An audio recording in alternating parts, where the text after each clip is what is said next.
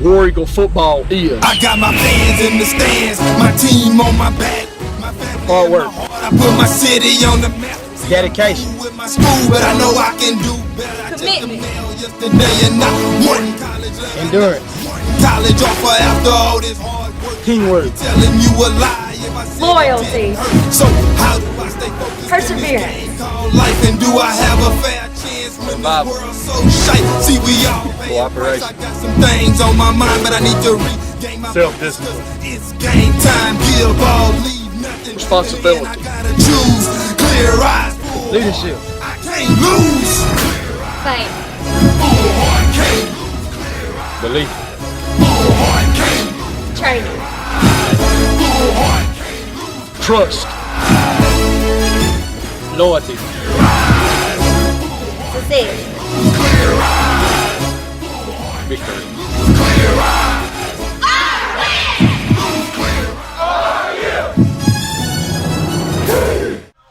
Welcome to Wayne County High School War Eagle football and the First State Bank pregame show. I'm Marshall Wood along with Paul Keene, K-Dog Kevin Odom to bring you all the action tonight as the War Eagles come home for the first time of this 2013 campaign to take on the Panthers of Quitman High School. I tell you what, if there's ever a long-lived rivalry in the history of Wayne County athletics, it's with Quitman. Paul, what do you see coming tonight? Well, first off, I mean, put you in a renovated stadium, man, and you just, I don't know, you're totally different. I don't know what to say. But rivalry, yes, because people in Clark County shop in Wayne County. They work together. Wayne Countyans and Clark Countyans work together. But a rivalry means that teams share wins, and that hasn't been the case in the last 18 meetings. Quitman beat Wayne County the very first year in Wayne County's existence, and then it's been 17 straight for the War Eagles. So, you know, Quitman, you got to think that they'll be coming in here hungry. Of course, their head coach, Steve Bynum, deep ties here in Wayne County. His family has run a business for a long time here. He was a coach at Wayne Academy for a couple of years. So, I mean, a lot of intertwined storylines going on, but I think the big one is both teams hungry for a win, and we're going to see who wants it the most tonight. I tell you what, Quitman, even though they haven't won in 17 outings against Wayne County, I tell you, we played them in a jamboree last year at Quitman, and I believe if they'd have had flags on, we couldn't have pulled them off in that jamboree. We wound up scoring in the last minute or so to tie that thing up. I believe it was 29-29. They got some folks that can play some football on that team, Kenny. Well, they do. They've got offensively, they got a quarterback that can just run like a gazelle, and you never know which direction he's going to go when the ball snapped. I mean, they will have a block set up one way, and if he sees something he doesn't like, he's going the other way. And he's really hard to read. He's going to be hard to defend. They've got an outstanding running back, runs the ball well, heads up field. Defensively, they're just they're, as they would say, everybody's above average. I mean, they're a group that goes to the football. They hustle, they hit hard, and they gave Laurel and Meridian both all they wanted. You know, I came in thinking that, or believing, and I still do, that Wayne County has got a really, really good football team, and to establish that and validate that, they're gonna need to win tonight. And so doing, they're gonna beat a mighty good football team. Yeah, and the big thing is they've got to take care of the football. I mean, you know, everybody all this week has asked me what happened to the War Eagles. 7 turnovers. I mean, that's what it came down to. 2 pick sixes, a kick return for a touchdown. You know, you're not going to beat Blind Sisters of Charity that way, and much less an Oak Grove team that's pretty good. But one of the things Kenny was talking about that quarterback, you know, you don't know where he's going to go. Watching him on film, I question sometimes if he knows where he's going to go. A lot of it is instinct, but we can tell Ken one thing running the camera. Get your zoom ready, because one thing we saw on film Sunday, Kenny, they love running to their side of the field. I mean, they really do. Like, one game against Laurel, they ran 37 times to their side of the field and 12 to the opposite. And then against Meridian, the percentages were about the same. So Ken's going to have to wear his finger out running that zoom to get over to the other side of the field. Well, I mean, and the other thing, too, I mean, I got asked a lot about Oak Grove last week. Well, Oak Grove had 17 offensive points. They had 2 scoring drives, and a field goal. Is that not right? Everything else was off basically off turnovers, and then you had the 2 pick sixes, and that's 21 points with it and the return kick. So there's 21 points right there that their offense didn't get. So and we played well last week. I mean, turnovers aside, we played well on both sides of the football, and when you take those turnover points out, it's a much closer ball game. And I know you can't do that. We talked about it last week. I talked to Coach Mangum earlier in the week, and I said, look, just let me know when you're ready to burn that DVD, because we're going to set fire to it. And people have trouble understanding sometimes. Fans tend to dwell on losses. Coaching staffs and teams don't have a luxury. You have to put that mess behind you and move on, because if you don't, then it starts messing with your head. And when it messes with your head, it gets in your confidence level, and the wheels can really come off the wagon. So for David Hodo and the rest of the War Eagle offense, just forget that. It's behind us. It's in the loss column. This week's a new week. Start fresh. I think you said it. Forget it. It's time to move on. And move on. Wayne County High School War Eagles will do tonight in just a few minutes when they tee it off against the visiting Panthers from Quitman High School. We're going to take a moment to hear from our friends at First State Bank, and we're going to be back with the head coach of the War Eagles, Todd Mangum, after this break. Everybody thinks it's best to be the biggest, so they try to outdo all the rest. Don't let our size fool you. We're big on technology. With us, you get the best of both worlds. Small town, first name friendly personal service and the high-tech convenience of online services. First State Bank, member FDIC and an equal housing lender. We're big on you. We're just a small town community bank, but we're big on you.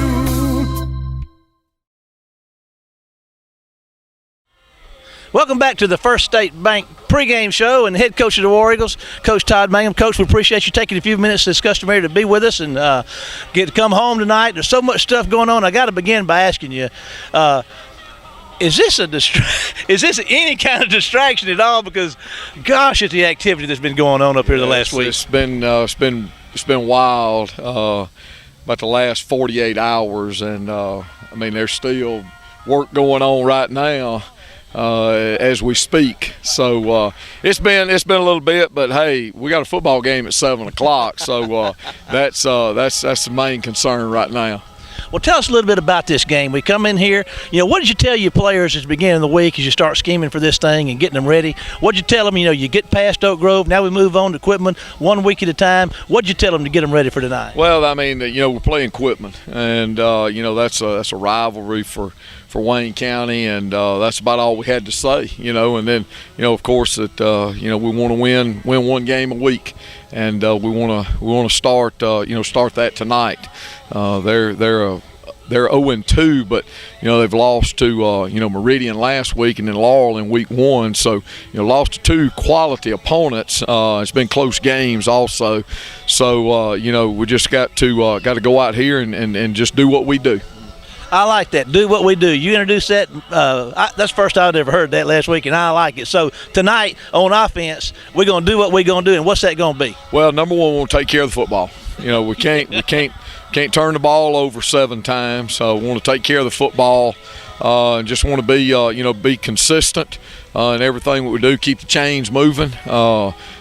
Be positive. Every play be a positive play, whether it's 1 yard, 10 yards, whatever. Every snap on offense, be positive and take care of the football. Let me ask you this. Let me see if I get this right. Now, they've played Laurel and they've played Quitman.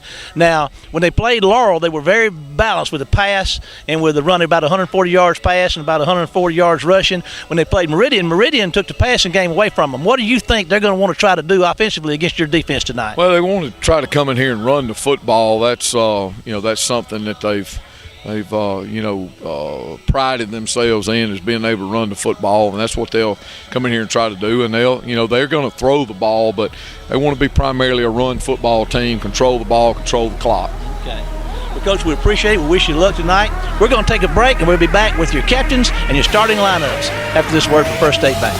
I'm a beast. Yeah, I'm in my own zone. It's beast mode time, so go hard or go home. I'm a beast. Yeah, I got it on my mind. See, I came here to shine, so let's get it on the grind. I'm a beast. Yeah, I'm in my own zone. It's beast mode time, so go hard or go home. I'm a beast. Yeah, I got it on my mind. See, I came here to shine, so let's get it on the grind. Step up in the building, swagger on point, right? Put your seatbelt on, cause it's gonna be a long night. It's gonna be a long fight, but then again, maybe not, cause I stepped in my zone when I pulled into the parking lot. I'm about to get it in, yeah, I got it on my mind. Let's end this thing in regulation. I ain't thinking overtime, cause I didn't work overtime, and I ain't trying to overgrind. I transform the beast mode just like overtime, and I ain't trying to overgrind. I transform the beast mode just like I came here to ball hard. I love this game, it's all I got. That's why I'm going all out and give it everything I got. Yeah, I give it all I got, as if it was my only shot. I play the game to win, to the end until I pass out, whichever just might come first. Quitting's never on my mind. I put my heart in this, that's why I lay it all on the line. So look me in the eyes, please don't be surprised that I push it to the limit or until I reach the prize, cause I'm a beast. Yeah, I'm in my own zone, it's beast mode time, so go hard or go home. I'm a beast.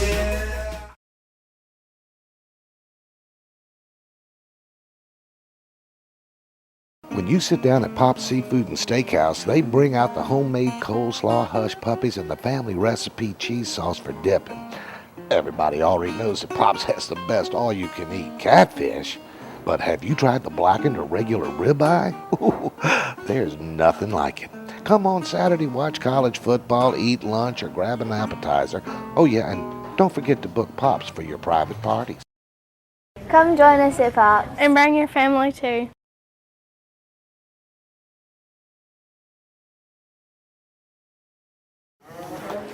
Okay, we'd like to thank our friends at First State Bank for making the pregame show a possibility, and we're joining the captains here at the center of the field for the coin toss. We'd like to thank all of our sponsors that make our broadcast possible for CMA10 and WC Web TV.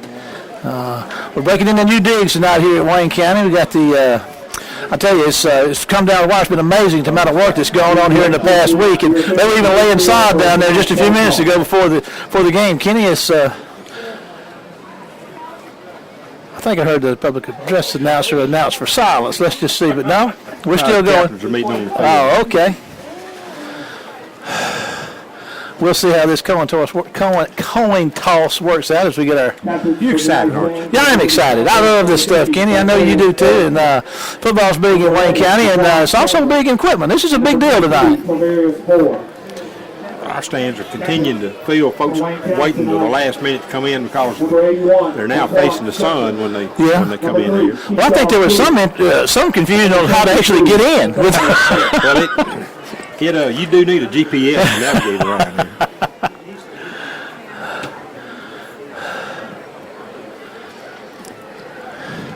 We'll get to some of the previous statistics. So our first quarter tonight is going to be brought to us by Fred's Super Dollar. Our second quarter is going to be brought to us by Ace Cleaners and Hutto Furniture Company. We'll have the Bank Core South halftime show, and then the Extreme Sound and more third quarter, and then the IP Insurance Red Apple fourth quarter tonight for you. And let's see what we got. The War Eagles have won the toss and have deferred to the second half, and we'll be seeing the War Eagle defense on the field tonight. Kenny, you said you spotted some tendencies that we can look for offensively. You want to out of Quitman? You want to talk about that a little bit more as we get started? Yeah, they have a tendency to run the football a lot. And one of the things they do is they run their quarterback a lot. I think reads is the best we can tell. Tries to read blocks and read defensive linemen. And you can see a play that's set up to go one way and he turns and goes the other. He's going to be extremely difficult for us to defend tonight. They also have a running back that's outstanding and does a good job. Okay. So I think offensively the challenge for the War Eagle defense tonight is just going to be to find the football and go to it. Okay. Because that quarterback is he's so elusive and such a great athlete. We've got the presentation of the colors. We're just going to sit back and watch the presentation of our colors and our pregame prayer. And so let's just watch it unfold here as it happens for a few moments.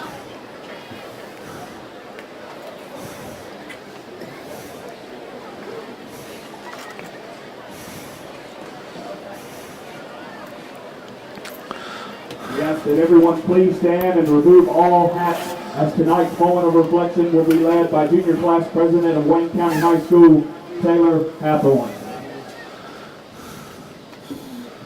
Dear Lord, thank you for allowing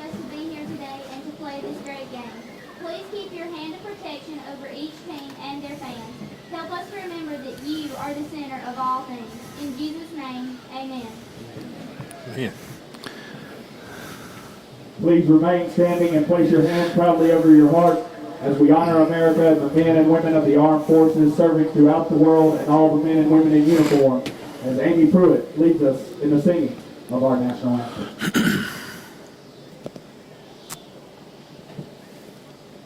Oh, say, can you see by the dawn's early light what so proudly we hailed at the twilight's last gleaming, whose broad stripes and bright stars through the perilous fight o'er the ramparts we watched were so gallantly streaming, and the rocket's red glare, the bombs bursting in air, gave proof through the night that our flag was still there.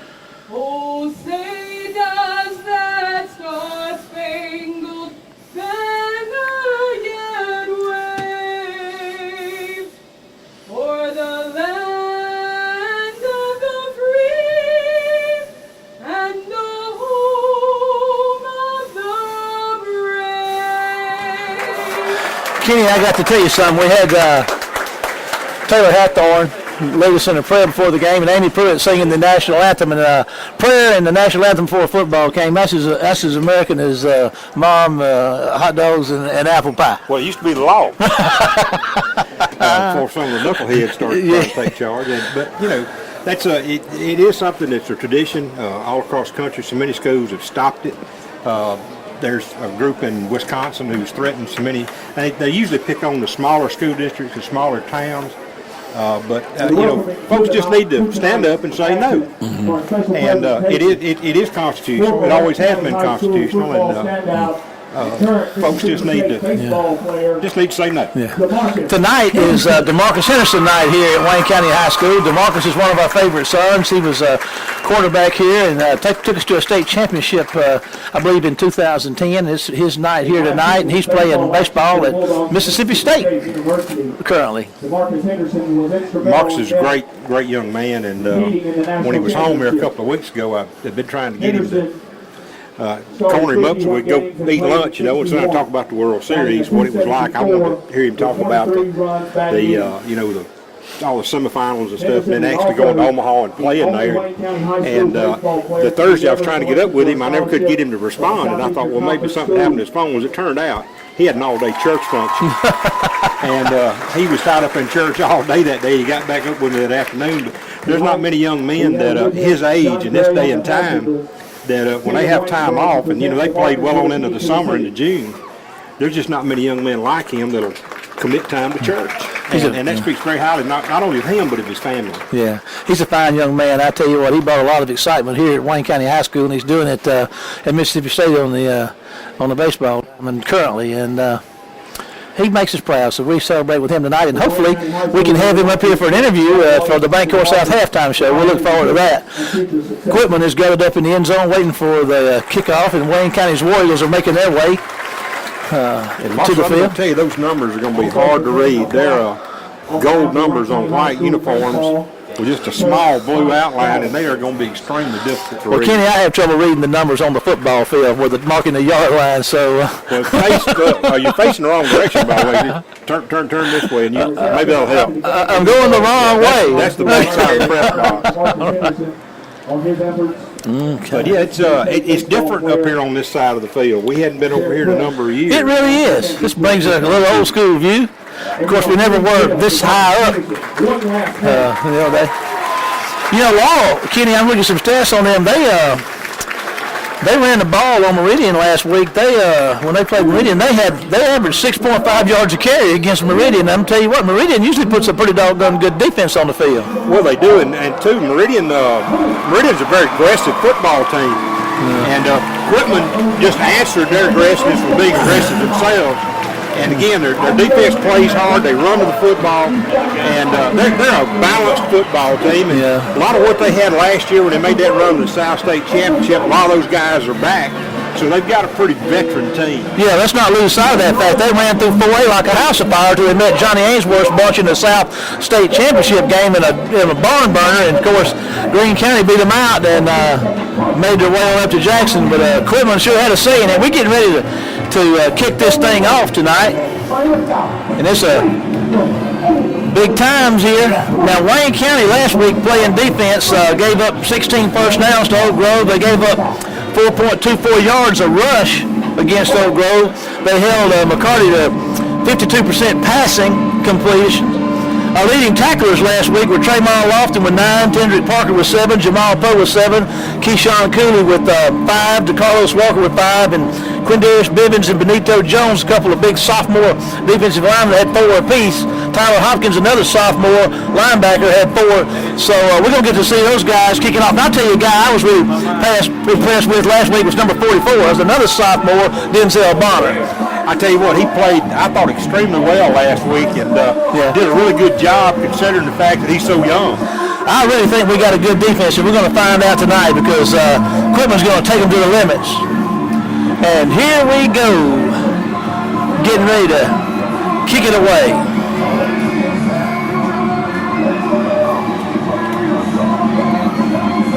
That's going to be Brandon McCary, 11th grade, kicking it off for us. We sort through all the paperwork up here. And I'm like you, Kenny, I can't really make head or tails out of those numbers on Quitman, so we're just going to have to do the best we can. I've got a set of binoculars. I'll try to use them as much as I can. We got a new press box configuration up here tonight, and everybody's finding their spot, and it's just exciting. Here we go from Wayne County High School. War Eagle football kicking it off for the Friends Super Dollar first quarter.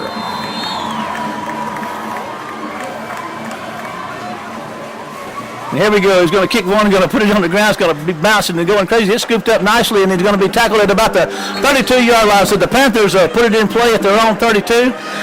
Looks like starting for Wayne County out there on defense. We'll get our personnel for you. We see Drake Gandy, number 26. We see him out there. There's going to be a linebacker, DeAndre Gandy. Number 50, Jaquan White. Number 90, Ron Lawley. Number 59 out there is Larry Carter. We got Lofton and Gandy and Poe at linebacker. We got Ventorius Gandy at linebacker. We've got DeCarlos Walker. Number 14, Quindarius Pennell. Number 23 at the corner. 27, Tendrick Parker's at the corner. And here we go. Wayne County's got a little pressure coming off the edge there. There's a pass out. The flat is reeled in. And, whoa, that's some good defense right there. Caught him for about a 2-yard loss. Who was the first man on the spot? Was that Quindarius? Yes. Pennell? Yes, he came up off the corner spot. Interesting note there, Josh Davis. We had a nose tackle here a few years ago. Jimmy Davis, played number 51, played nose for us. That's his little brother running the ball for Quitman. I picked that up from my friend Freddie Miller down at the Wayne General Wellness Center. A little information from Freddie. Freddie, there's a forced in pitch. Oh, look at that at the defense. Tendrick Parker comes up and played the quarterback and made the pitch, and that's what we're looking for, Kenny. Well, that's they tried to run the option to the field here to the wide side. Wayne County played it extremely well, and linebacker took pitch man like he should. Shut it down. Yeah, that's just good assignment position football. And I tell you what, we saw Tendrick square up in some open field tackles last week at Oak Grove. They really impressed us. He's up to that again this week. Trips left for the quarterback for the Panthers. 3-man front for the War Eagles. There's a snap, and he's moving to his left. There's some pressure. Lofton's after him. He's going to make the pass downfield, and it's going to be incomplete. So that's going to be 3 and out for the Panthers of Quitman High School in their first possession, and they'll be punting it. And DJ Sims and DeJarvis Chambers are going to go back to receive this offering from the Quitman punter. And we'll be looking for Hodo and company for their first offensive possession tonight. 10:41 to go in the Fred Super Dollar first quarter here on CMA 10 TV and WC Web TV. Dalton Smith set the punt for the Panthers. Smith on the punt. I'll pirate that little bit of information from our public address announcer, Cooper Leggett. There's going to be a high punt that's going to come down here. It's going to be It hit about the 42 and going to take a Quitman roll and roll down there 33-yard line maybe. So Hodo and company will be coming out here in business with a 1st and 10 at about their own 32, 33-yard line. 37-yard punt. First down, War Eagles! That was a mighty good defensive series on that first possession of the night, wasn't it, Kenny?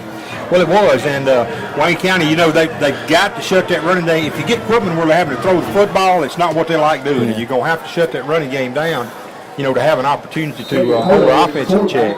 Trips right for Hodo. He's got Sims in the backfield with him. We got DeJarvis Chambers down here on the left. We got Fowlon out right, and number 21, Sims, and I'm trying to get the other gentleman's number for you out there. Hodo's going to look to throw. He's going to catch Fowlon and come off the middle. He makes the catch. He turns upfield. Here he goes, but to hash mark, making folks miss. Turnover speed. Puts the ball on the ground, and oh my goodness, it's still on the ground. Looks like DeJarvis Chambers might have got it from Wayne County, and we dodged a bullet. Kenny and Coach Mangum talked about that. Turnovers last week killed us. We had 7 of them. Like to put it on the ground right there, but we got it back. Yeah, that's not a good way to start your opening play, is to put the football on the ground for what we had last week. So I'm sure there'll be a little discussion about that. Fowlon had 4 catches last week against Oak Grove for the 9.5-yard average. There's another pass out there. Let's see, he's got him again, and they're going to reel him down at about the line of scrimmage. So Wayne County is into Panther territory. Hodo was 51% on his passing last week. He was 14 of 27, but he had the 5 interceptions, but he had 1 touchdown pass to DeJarvis Chambers. Trips left. There's a handoff. Nope, fake. Another toss across the middle. And there's Colin Sims breaking tackles. He's at the 30. He's at the 20. Can he go, Kenny? Oh, they're dragging down the 5-yard line. 1st and goal for Wayne County. Well, just a little inside slant, and when he caught the football, he was set between the linebackers and the safeties, and when he caught the football, Quitman over pursued just a little, and he got a little low out and was gone. Carter's a 210-pounder, and he can run pretty good. He runs strong. We saw that last week down the sideline against Oak Grove. Here we are in business, 1st and goal. We got Sims in the backfield. Sims and Sims. There's a handoff to DJ, and they're going to play some pretty good defense. We got a flag on the play. I think we might have got snap off a little quick, had a little movement. Flag on the play.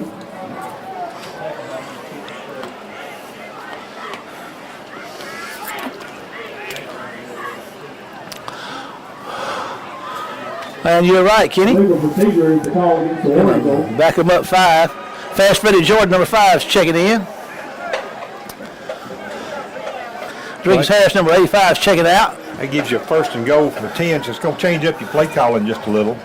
5-yard penalty. Devontae Raby was the other wide out I was looking for, number 4. Got Sims in the backfield now. And they're going to hand it to him. Here he goes, Kenny. He might get him a little room out of it. He's at the 10. Breaking tackle and spin. He's at the 5. What a run. Touchdown. Wayne County. He got in on the corner. What can you say about DJ and the way he runs, Kenny? He's a bull. He did a good job that time. He just kept cutting the corner, cutting corner, cutting corner.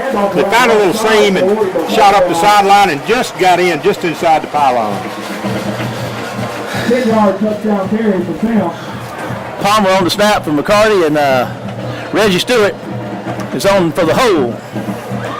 9:20 to go, and Wayne County goes up by 6. Here we are with a PAT attempt to kick it down into the future home of the Wayne County field house. And it's good.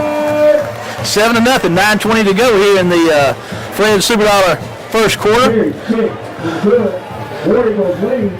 We'll be expecting to hear from Paul Keene of the Wayne County News, who does such a good job and very cooperative working with us and brings us our stats from the sideline. Of course, Kenny keeps running totals on the statistical achievements of the night, but Paul usually checks in with us. So one possession for the Panthers is 3 and out, and Wayne County takes their inaugural possession of their first home game and takes it to the house. Marshall, that was drive was 4 plays to go 67 yards. Wayne County punched it in from the 10 on a 1st and goal from the 10. So good offensive production. If you go 67 yards in 4 plays, you have a good evening. Mixing it up, running, throwing the ball, very well balanced attack. Coach Mangum said that's what they wanted to do. And I tell you what, I just love the way DJ runs that football. Man, he runs hard. Well, 62 yards of that was in the air. Yeah. And here we go, the kickoff. He's going to kick it a little deeper this time. It's going to be reeled in at about the 15-yard line. He got some coverage down there. There we go. And they're going to get him down there inside the 25-yard line. That's good coverage right there by the War Eagle coverage team. Benito Jones is checking in the rotation this time. Up front's going to be he and White and Ollie. This is his first action. He had 4 tackles last week. We got Paul King from the sideline. Paul, what you got for us? Marshall, that drive, 4 plays, 68 yards, 1 minute, 10 seconds. It's kind of reminiscent of some of the old quick strikes of the past few years, is it not? Yeah, you're right. It really was. Thank you, Paul. We appreciate all you do for us, and keep it coming. 1st and 10 for the Panthers. There's a snap and the handoff, and oh my goodness, Shaquan White breaks through there with just a host of other War Eagles on the stop for another loss, Kenny. Well, we did a good job inside penetration coming from the 2 tackles in there, and they just did a good job of squeezing down. We're 8:56 into the Fred Superdollar first quarter, and Wayne County looks like they've come to play tonight. Lost about 2 yards on the play. 2nd and 12 for the Panthers. 12 yards to go. Jones, Ollie, and White up front. And Mike Sam, 31's out there. He didn't play. No, that's Tremont on the line of scrimmage. Oh, my goodness. There's Ron Ollie and Benito Jones on the stop. I don't know if he got any yards or not, but those defensive linemen they're giving that offensive line fits of the Panthers. Well, what you're seeing is you're seeing a lot of quick penetration. The way Quitman's pulling their offensive linemen, but he knows those guys are just falling right off their hip and they're jamming those holes up. Quitman's not having a chance to get their traps run. All started at the Panthers, 22 yards. Number 40, Hunter James is in there at linebacker right now. Wayne County, they play so many folks on defense, it's hard to keep up with them all. Poe and Lofton, the other linebackers. There's some pressure from Jones coming off the backside, but here he goes throwing downfield. Nice pitch, but it's going to be a flag on the play. Flag for interference. They're going to call that on the War Eagle D, Kenny? I think so. Number 15, Cordell Ball. There is a flag on the play. What they got for us, Kenny? Watch them.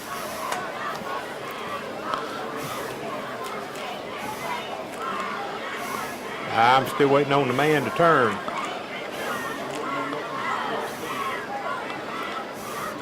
$7.50 to go in the Fred Superdollar first quarter. Oh, we got a defensive hold, so that's going to be 10 yards. And that will be enough for, no, it'll be 3rd and 2. Be 3rd and 2, so they're still going to be 2 yards defensive short. holding, and since they had the losses on the first 2 tries, that brings up 3rd and 2 for the Panthers, and let's see what the War Eagle defense can muster up here.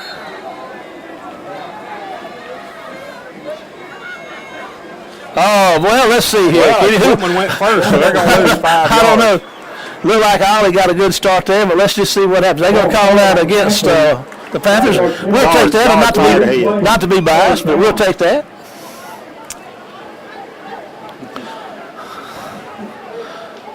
Ball now spotted at the Panthers. 3rd and 7.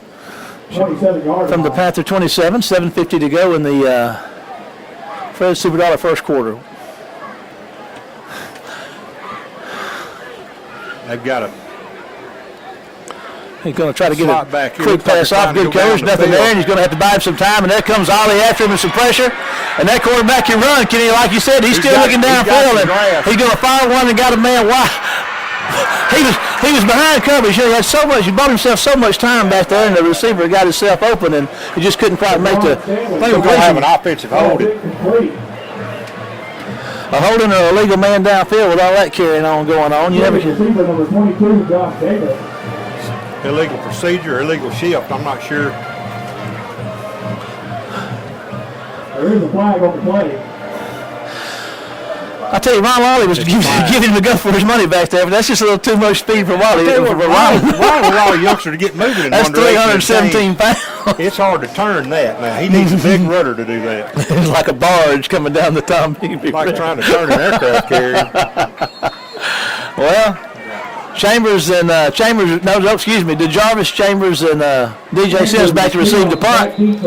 So the War Eagles fixing to get their second offensive possession. Quitman's had 2. Have had a little trouble mustering anything up against this War Eagle defense so far in the Fred Superdollar first quarter here tonight. Wait on the restock the ball. Boy, these new 25-second clocks and new scoreboard, it all looks nice, and we're just waiting on the Megatron to come in now. It's a good snap, and there's some pressure up the middle, and I tell you what, that's a nice punt. And they're going to let it hit, and will he scoop it up and go with it? Nope, he's going to back away from it, and Wayne County's going to be in business at the 32-yard line. Hodo and Company will be back in business again. 7:25 to go in the Fred $2 first quarter. We'd like to express, thank all of our sponsors, and I would be remiss if I didn't express my thanks to Ken and Rebecca for all the work they do with our videos and our productions, and we appreciate what they do for WC Web TV, and of course this is WC Web TV and also CMA 10 TV. So 2 receivers, they got a tight end in there in Wayne County, and 2 receivers are wide left. There's Hodo looking to throw. He's looking out here and he's going to get on his horse and try to break free, but he can't do it. He's going to be sacked for a big loss back to about the 16-yard line. Well, he just dallied a little too long and let that down lineman for Quitman get through there and get a bead on him. And he was looking deep, wasn't he, Kenny? Yeah, he's going to have to be a little quicker on his movement. That loss is all the way back to the 16-yard line. They're on the 16-yard line with a second, and who knows how far. Elijah Pugh, number 7's in the backfield, wide outs, wide both ways for Wayne County. Hodo's going to hand the ball to Elijah Pugh. Here he goes on the corner, Kenny. He's at the 20. He's got some room out of close to the 29-yard line. Nice gain there on second down by Elijah Pugh, the senior running back from Wayne County. Elijah had a 3.8-yard rushing average at Oak Grove last week. It's going to be third and about 13. Trips left for Wayne County. He picked up about 14 yards. It's going to be third and about 13. 6:40 to go in the Fred $2 first quarter. Foul line, Chambers and Sims are left. Hodo's going to try to throw it out here, and they're going to launch one down here. Oh, out to the 50-yard line. He's trying to get to foul line, but good coverage out there and can't make the reception. So Wayne County's going to get their first punt of the night. Boy, good. I'll tell you what, that was an outstanding defensive play by number 5 for Quitman. Let's see, Jaquan got it. And he did a great job of just playing that and getting up, tipping the ball away at the last minute. Derek Roney, number 84, on the punt for Wayne County. Palmer on the snap. Back deep to the Panthers. There's a good snap. Roney reads it in. He's going to punt one. It's going to be kind of low. It's going to take a good bounce for Wayne County, and it's going to be picked up at the 30 and got him some room. Wayne County's going to try to close the gap on Sims and going to reel him down out here at about the 48-yard line. He scooped that thing up like a shortstop, and off he went, Kenny. Tell you what, that's not very advisable most of the time. Usually when the ball's rolling parallel, I could just let it lay because it was flat on the ground. Quentin Hogan, number 11, is checking in. He was playing linebacker last year, and they moved him back to the defensive backfield this year. You got him playing in the defensive backfield. Parker's in there. We got a timeout, a heat timeout. So we're going to take a break and be back for more Fred $2 first quarter after this break. This is 50% hustle, 20% skill, 15% of concentrated power of will, 5% pleasure, 10% pain, and 100% reason to remember the name. You know what time it is, it's time that we get it in, so make no mistake about it, these boys play the game to win. It's all about hustling, it's all about heart, man, so keep the defibrillators not needed to spark them. You feel the intensity, the energy in the air, this window of opportunity, these moments are very rare, so how can you even dare a question our destiny? 100% effort, yeah, you getting the best from me, but never the best of me. I give it my all, training hard all summer so we can shine in the fall, so we can shine when we ball. Yeah, we play as a team, so look deep into the okay, here we go. We got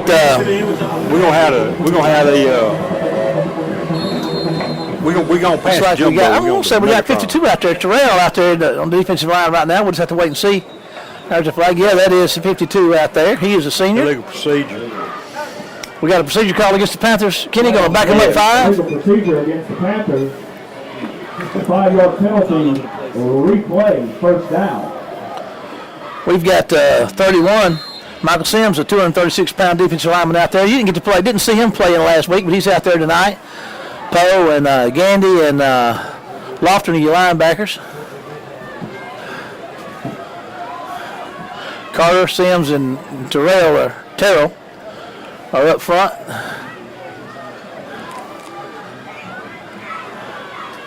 There's a snap. The quarterback's going to look to run some good penetration there, but he's going to make his way down the line of scrimmage. You're going to gain probably about 4 yards, maybe 5 yards on first down there, make it 2nd and 10 or thereabouts. We had good penetration on the inside, and it really made that play strung it out. Where you get a little help from your pursuit, but that's what you got to have against an offense like Quitman. You got to have good penetration. Picked up about 3 yards, Marshall. Gindy, a sophomore, 239-pound linebacker on the stop for Wayne County. Looking like he had a little early step on this receiver, but it wasn't called. That was a little high for him. Couldn't read it in. Going to bring up 3rd down and about 12 yards to go for the Panthers. 5:42 to go in the Fred Super Dollar first quarter here at Wayne County High School War Eagle Stadium. Bringing up a 3rd down. Well, this has been an interesting call here. They at 3rd and 12, your first inclination is throw the football, but with the quarterback they have, the running back, they can just as easily pick it up running. I mean, they're that good. He's going to try. There's a little pressure, and they got coming from both sides. Kenny, they can't quite get a hand on him. Launching one downfield, got coverage. Oh, there's a tip and a catch. Cooley made the tip, and who got the pick? Playing safety, and Timbrick Parker looks like number 27, or was it Pinnell? 23, Quindarius Pinnell. You know, Pinnell got one in the jamboree and took it 100 yards to the house. That's the old tip drill, Kenny. Well, you could see it coming the way through the football, and it just sort of hung up. And when the receiver, Wayne County's safety inside, tipped the ball, it was obvious that the deeper guy had a shot at it. Whether or not they can catch it's another thing altogether. Yeah. But well set up, well played by the secondary. Trips left for Hodo. He's looking to throw. Going to try to. Oh, he had Jarvis Chambers wide open down the hash mark over here, wide open. But he went to the short route down there to Fylon. Fylon makes the catch, and it's a 5-yard gain on first down. Oh, but Jarvis Chambers was looking at the end zone and licking his chops. They're going to try to get him. He's got him again. Here he goes. Chambers is at the 40. Makes the catch. He's inside the 30 down about the 25-yard line. Last week, DeJarvis Kenny had 4 catches for 58 yards. That's a 14.5-yard average, and he improves on that tonight on that catch. Well, that's the kind of thing that you got to have. You're getting the ball down the field in a hurry, taking up a lot of chunks of yardage at one time. Now you got the ball inside the 25-yard line. Looks like about the 22. Let's see. Hodo was going to keep that when we got a little confusion up front.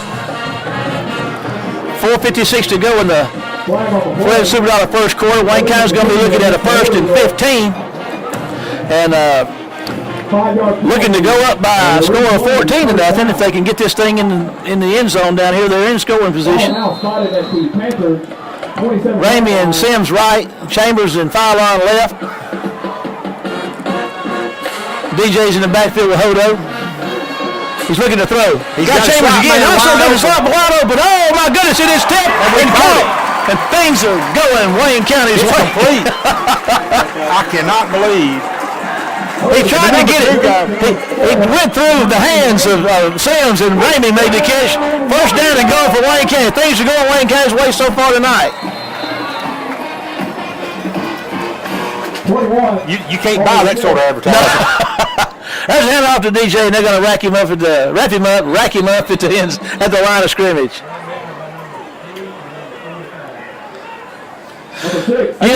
Somewhere I thought the 2 offensive players couldn't touch the ball in succession. I didn't know if that was. I think in college, is that what it is? Or it may be in the pros. Somewhere you can't two offensive players. 2nd and goal. Hodo's going to throw. Throws one to D. Jarvis Chambers. Touchdown, Wayne County. 2 touchdowns for Hodo tonight. So Wayne County goes up 13-0 with. Number 16, Jarvis Chambers for the Warriors touchdown.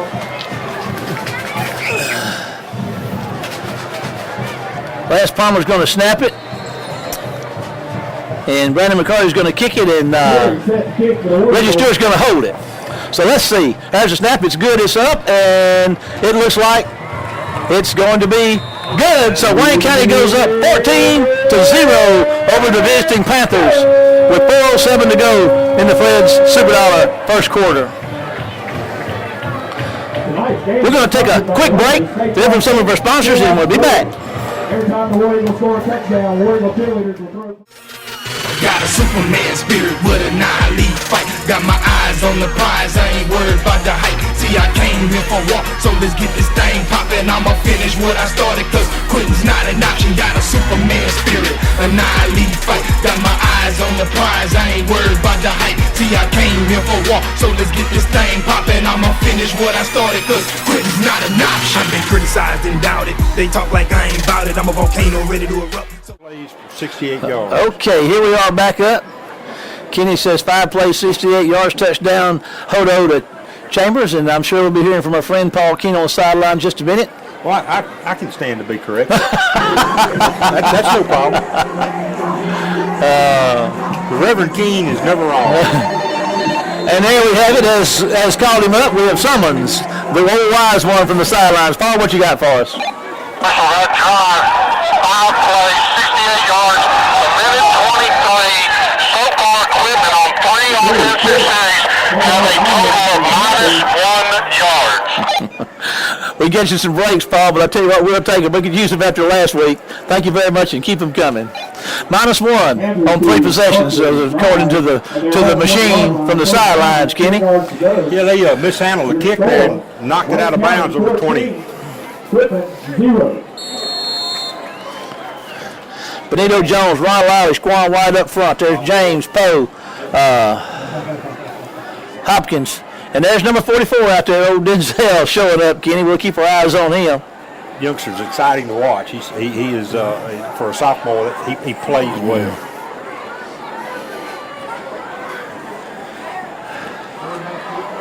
There's a little room around the left side for him, and he's going to get about 8 or 9 yards. Kenny, you said he liked to run toward his bench, and that's what he did. It was the oddest thing we'd seen. I mean, usually teams have tendencies based on formations, but Quitman's tendencies were all to run to their sideline. Benito Jones is out there up front, White, and Ollie. You know what amazes me, Ken, just is how many people Wayne County plays on defense. It's good to have that kind of deal.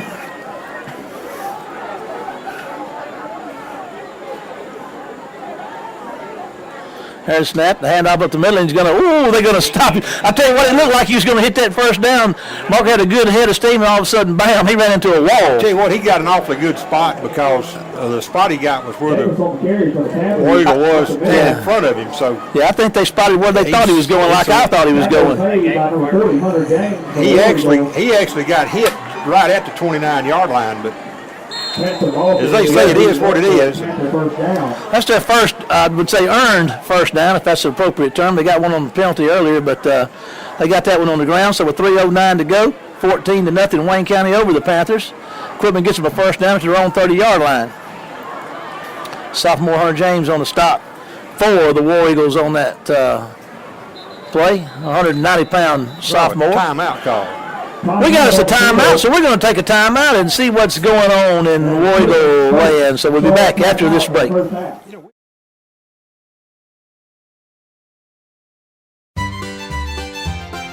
Ken and Tisha Snyder and Farrell West family-owned S&W Collision located on Mississippi Drive in Waynesboro will restore your vehicle to its pre-accident condition.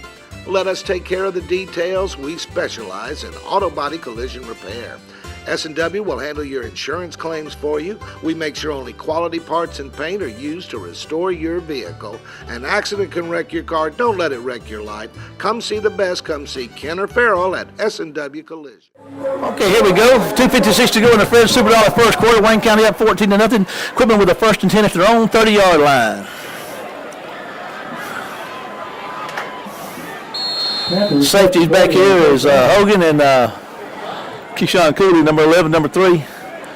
There's a handoff around the left side, and the War Eagles are going to stop him, and there comes a flag flying in. Boy, that flag came from about 20 yards downfield. Got a defensive hold. Panthers not helping themselves much at all here tonight. They would if it was bad enough for the guy down here in the secondary to see it. It was bad. That was bad. Somewhere somebody's jersey was 2 times as large. Kenny, was it bad? It was bad. Like I said, they're not helping their own calls right there. Those are the kind of things when you sit in the film room the following week, you can't excuse. You just have to sit there and say, yeah, Coach, I had him. 24-yard line. Ollie, White, Jones on the nose. There's Hopkins on the right end over there. He's coming off the corner, and they're going to turn upside down. Oh, that's a big hit there in the middle. I'd have to say that's Ollie and Jones. And many others. It's going to be a short gain, if any, on that play. It's going to bring up second and about 20. We'll say 17. Give it to Jamal Poe, a 230-pound junior linebacker. If we got a big hitter out there, Kenny, it's Jamal Poe. I tell you what, he has really stepped up. 2:17 to go in County. Harris Knapp going to try to get a quick pass off, and I'll tell you what, Benito Jones buries him, and there comes Parker out there on the corner to make a stop, and Benito Jones planted him at the 15-yard line. Welcome to Wayne County, he says. Tell you, that youngster have to take a seat. He lost his headgear. That was when you get disconnected from your headgear, that's you've been pretty well hit. Well, I'll tell you what. That quarterback's going to remember that one. I tell you, they got Benito on the nose, and he just seems to do so well coming off that nose. He gets, the shortest distance between the quarterback and the ball is off the nose, and there he comes. It's amazing just how quick that youngster is. His first three steps are as quick as anybody. There's Ron Wiley go put a little pressure on him and makes the catch. And look at Hopkins out there. Got a hand on him, but he broke the tackle. Hopkins had a shot at him and let him get away, but he was on the spot. It's going to bring up fourth down. And I tell you what, Ron Wiley was leaning on that quarterback a little bit right there, too. That young man's going to be in for a long evening if they can't stop some of that. It's going to bring up fourth and 5. Panthers set to punt. And we talked about we did not play that bad defensively. No, we did. We played against a veteran team, Oak Grove, and defensively played pretty well. I want you to look. Got back there and put some pressure on him, and let's see. You're going to let it hit the ground, and Quitman didn't give it a chance to roll. He down it at about the 37. Inside a minute in the Fred's Super Dollar first quarter, Wayne County, Odo and Company going to take over again with a 14-0 lead. Zach Henderson, 54. To get some of these offensive linemen for you. 72. 58 is out there, Daniels. That's the shortest punt they've had. That was only a 32-yard punt. They've been playing position well with the kicking game. Odo's back looking to throw. He's going to throw one across the middle, trying to get it to pass Freddie Jordan. He's a little behind him, and Freddie just couldn't hold on to it. 72, Nathaniel Smith. 55, DeArthur Lang. 54, Zachary Henderson. 58, Dexter Daniels. 57, 51, Soshawn Washington plays some of that tackle. And number 57, I'll get you his name and his name in just a minute. Look at the throw. Going to launch one across the middle. Oh, it's picked off at the 46-yard line. He was trying to get it to number 19. He was trying to get it to Ramik Wallace, and he gets the pickoff. There is a flag on the play. 57 is Alex McGill, a 326-pound offensive lineman, a senior. Unsportsmanlike conduct on the Panthers. That is the interception, but that's going to be Hodo's got a two touch. Let's see, one touchdown and an interception tonight, and we're going to turn it over. We got some I'm not sure why if you make a good play, you get up and throw the football down, and that doesn't. Kenny, we got some young ones out there. We got 45, Chandler Pugh. We got 99, Tyree Evans, and number 98 for Wayne County, Quinderia Bibbins. That's two sophomores and a junior on that defensive line right now for Wayne County, and this is the first time they've been on the field tonight. So there's some fresh legs to chase that quarterback around a little bit. And it's good that you've got enough guys you can do that, because that keeps everybody fresh. That's a nice play, and they're going to look for somewhere to go, and Wayne County's going to respond well to stop him for about a 5-yard gain. Shanley's pass complete to the death. Tackle made by number 3, Keyshawn Cooley. Keyshawn Cooley on the stop out there. And old 99, Tyree Evans. That's a senior and a sophomore teaming up on the stop. 14 seconds in counting. That may bring the Fred Super Dollar first quarter to a close tonight. So after 1, Wayne County 14, Quitman 0. We're going to take a break to hear from some of our sponsors, and we'll be back for the Ace Cleaners, Hutto Furniture Company. Second quarter, Wayne County High School War Eagle football on CMA 10 TV and WC Web TV here at Wayne County High School. See you after the break. Sears is locally owned and operated by the Walker family in Waynesboro. We carry Craftsman and Husqvarna lawnmowers plus every kind of lawn and yard equipment you could imagine. Of course, we have the best and most popular Craftsman tools. Have you been in the store lately to see our Sealy mattresses? Don't forget, we carry every appliance you could need for your home or office. Kenmore, Maytag, GE, LG, Samsung, Whirlpool, and Frigidaire. For faster delivery, let us place your Sears order. We'll get it right. Sears in Waynesboro.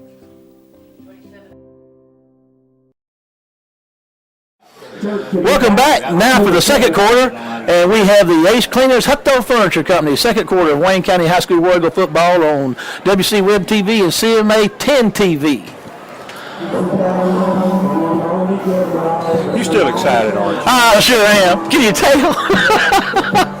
Man, I'm like an old guy. I like this business. Old Bill Nobles and son. Remember him? I remember him. There he goes. You're looking for somebody who has to make the pitch, and he does. And whoa! Wayne County's up there. The ball's on the floor. On the floor, I said, Kenny, the ball's on the floor. Let's see who's got it. Wayne County's got it. You know, Kenny, they started that with playing that assignment football. They got out there and got on that quarterback who would have loved to have kept it, but he had to pitch it and got it out there, and the running back just couldn't reel it in, and Wayne County's in business at the 40-yard line.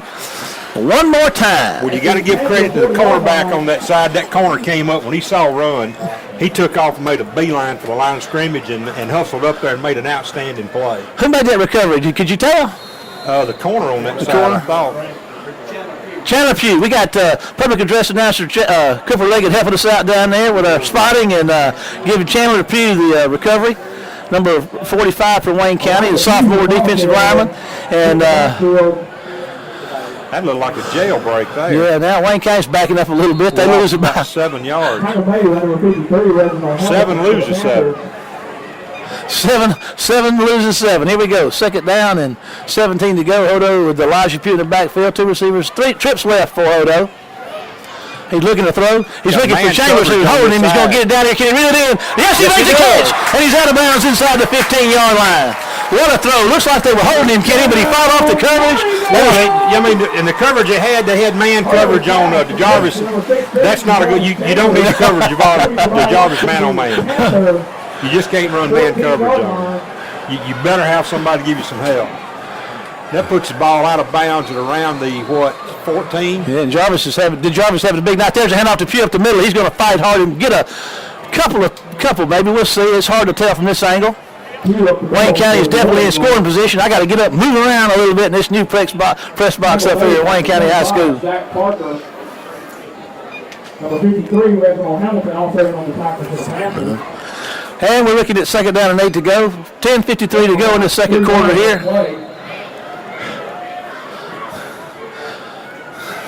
Quitman's going to be offside in the neutral zone. Offside is the call against the Panthers.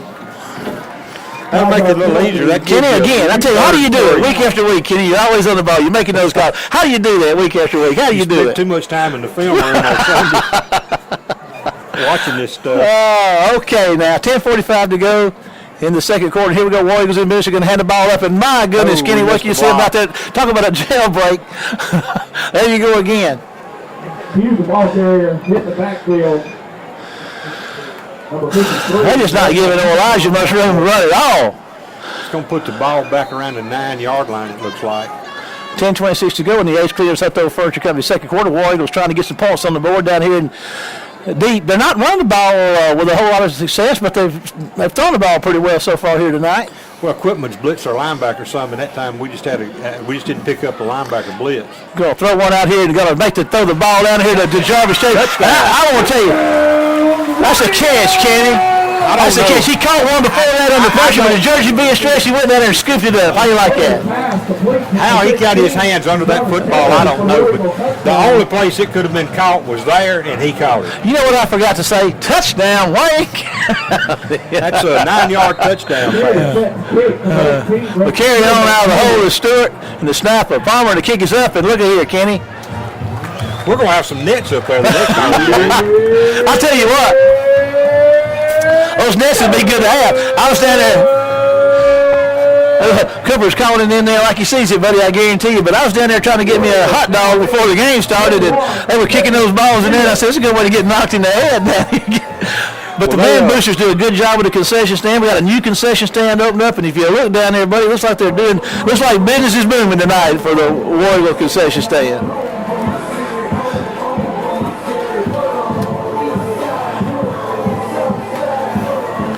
$10:05 to go in the Hutto Furniture Company Ace Cleaner second quarter. Wayne County has gotten 1 on the ground, 1 if by land, and 2 if by air tonight.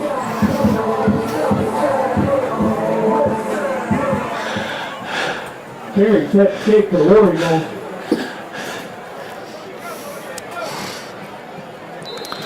And 10:05. Boy, this press box smells like a new car, doesn't it, Kenny? It does. There's a kick, and it's going to be called. And I'll tell you what, he didn't act like he wanted to do it. I can begin to see why. You know, I mean, there's about 7 War Eagles down there on him, but well, sometimes you better judge it does lose. And you do make a smart choice. That's going to put the ball in play for the Panthers at about the 27-yard line. I was noticing some of the signs coming in. Wayne County has a sign up on their side that says, just quit, man. And Quitman's got one over there that says, we won't quit, man. How you like that, Kenny? We'll see. 21-0, 9:59 to go here in the I'm going to first reserve half. comment until a later time in the broadcast. You know, fans are a big part of the game. I mean, you know, they love it. I know I do. Here we go around the right side. And there's another running room. And Kenny, guess where he's headed? Toward his bench. That was one of the things. I mean, they were running 60% or better of their plays. One ball game, they ran almost 70% of their plays to their sideline. Got an offensive hole. It's going to come back to be to no avail. There is a flag on the play. Of course, depending on the spot, you can give a running back credit for a couple of 3 yards. Progress to the point of the hole. Progress to the point of the hole. I don't believe I've ever heard that, Kenny. I like that. Progress to the point of the hole. If that's not wonderfulness of living. 9:51 to go. It's going to be first and about 15 from the 23-yard line for the Panthers. And there's some pressure up the middle, and here comes some help from the outside. They're going to get a tackle on him. What a great open field right there. Tackle by that's who was that? Number 12, Dansby. Malik Dansby on the stop. Number 12, Wayne County. You know, Malik Dansby.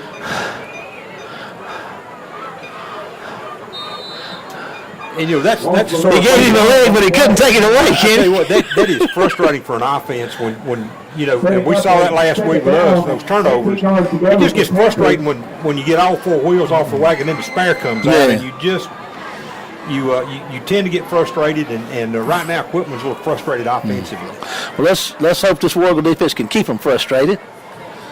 There's a step. There's a little pressure on Hopkins giving chase. There's one long step. Got some coverage down there, and I tell you what, they were running step for step with them.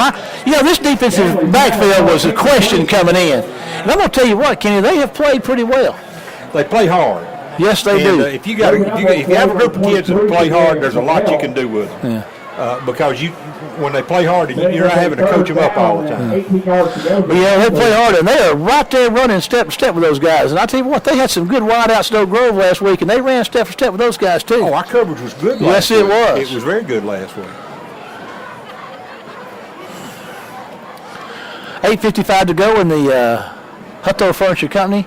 Ace Cleaner, second quarter. War Eagles up 21-0. Quitman looking at 3rd and 18 from their own 20-yard line. And this is what I was talking about a while ago. Quitman only had man coverage on the Jarvis a while ago, but see, we've got a safety back toward this side of the field to give a little help. There's a throw and catch out to about the 26, but it's going to bring up 4th down, and Quitman's going to have to punt it away again, Kenny. They're going to pick up, 6 yards? Ball's on the 27, so they picked up about 7 yards. Darius Cannell on the tackle. Sideline warning against the War Eagles. We got a sideline one. We got We that don't have last. as much sideline on this side as we did over there, so we got to go a little weight loss program here. Chambers is back at number 6, and let's see, maybe I can't see who the other number is. It starts with a 2. That may be Phylon. There's a little pressure, and you're going to get. That's a pretty nice punt right there, Kenny. Phylon's going to reel it in back here. He's going to be yanked down at about the 31-yard line. But I tell you what, I love to see those guys make that catch, because if that ball is not caught, guess what? It rolls. It's going to roll down there inside the 10. And I tell you what, Deshaun wasn't bashful about going and getting that thing either. No, we saw on film that this kid could really punt the football well. So Sean Washington's in there on the offensive line now, 51. That's a 41-yard punt in the air. That's a good punt. First down, Okay, DJ's in the backfield. Let's see if they try to run it. Can they go back up top with it? He's going to hand it off to DJ, and he's going to run hard. And I will say, I hate to say it, but he's going to run hard and lose a little maybe. Well, Quitman is quick on their defensive front. Those linebackers they really crash the football, especially when they see something inside. That's going to be the loss of a yard. 19, Ramik Wallace is spread out wide to the right. He's 1 of 3 this way, single out to the left, running back in there. And Hodo's going to throw those to Ramik Wallace. He makes the catch and going to be dragged down out there hard at about the 40. They're going to spot him at about the 40, Kenny, so that's going to bring up 3rd and 2. Be good for 9 yards. It should bring up a 3rd and about 2. Ramik's a big sophomore receiver. 23, Lawrence Moore on the coverage for the Panthers. He's a 6'1", 183-pounder. That's pretty big by our standards at wide out. 2 both ways for him. Harris, number 85, is in there. Rodriguez Harris, number 85, is in there. Two both ways for him. Hodo's going to hand it to Elijah Pugh, and he's going to try to get around the left end a little bit there. Puts the ball on the ground. Holy smoke. And it's still on the ground, and I don't know. I thought Quitman had it, but let's see how it pans out. Quitman sure had a good shot at it. And Pugh was right at that first down marker, Kenny, when they got it away from him. I'll tell you what, War Eagles dodged a bullet right there. Back to the 35, that's a loss of 5 yards. We're still having trouble holding on that football. We got a couple of fumbles tonight. We put it on the ground a couple of times anyway in the pick. Ronnie's on the punt. But tell you what, Quitman had a good shot at that thing. They let him get away from him. You don't get to see many fumbles take off in the opposite direction you're running and go as far as that one did, because he had the first down by a couple of yards. It must have went back 10 yards. Well, they ran into the punter. I don't know. If it's running into the kicker, it's not going to be worth much. 26-yard line. There's a flag on the play.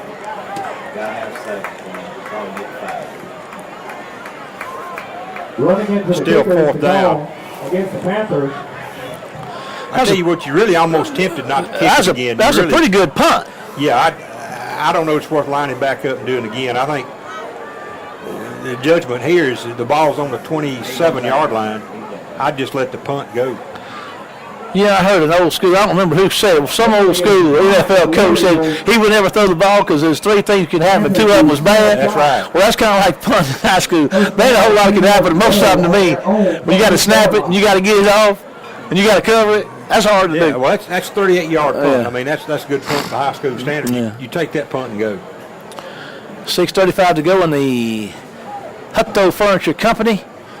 Ace Cleaner, second quarter. You know, the downside to it is if you do take the penalty and you only pick up 5 yards and you either shank it or get it blocked, and you'd wish you took the 38-yard punt.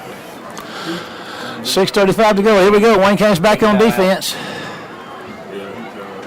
We got a heat timeout, so what we're going to do is take a timeout with it and see what's going on and be back after this break. Be sure to attend next week. Let's go, let's get it, let's get it, let's go, let's go, let's get it, let's get it. I said it's on now, we ready. I said it's on now, we ready. Offense is lights out, defense is lights out, coach staff is lights out, the whole team is hyped out. How we gon' calm down? You been to the storm now. Our city pride is in the building. It's time to perform now. The student section is rowdy. The band section is rowdy. The fan section is rowdy, and it's starting to get cloudy. The energy is thriving. Funnel clouds arriving. Everybody quiet. I think I hear them sirens.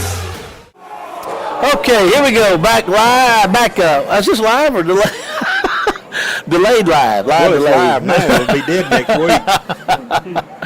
All By right. the time it runs. 1st and 10 from the 26. But hey, you're excited. I'll make an allowance. And I quit getting decided. I'm going to quit coming. He's going to look to throw. There's a little pressure. Nice toss across the middle, and pretty good defense right there. But it's going to be a first down for the Panthers at about the 40.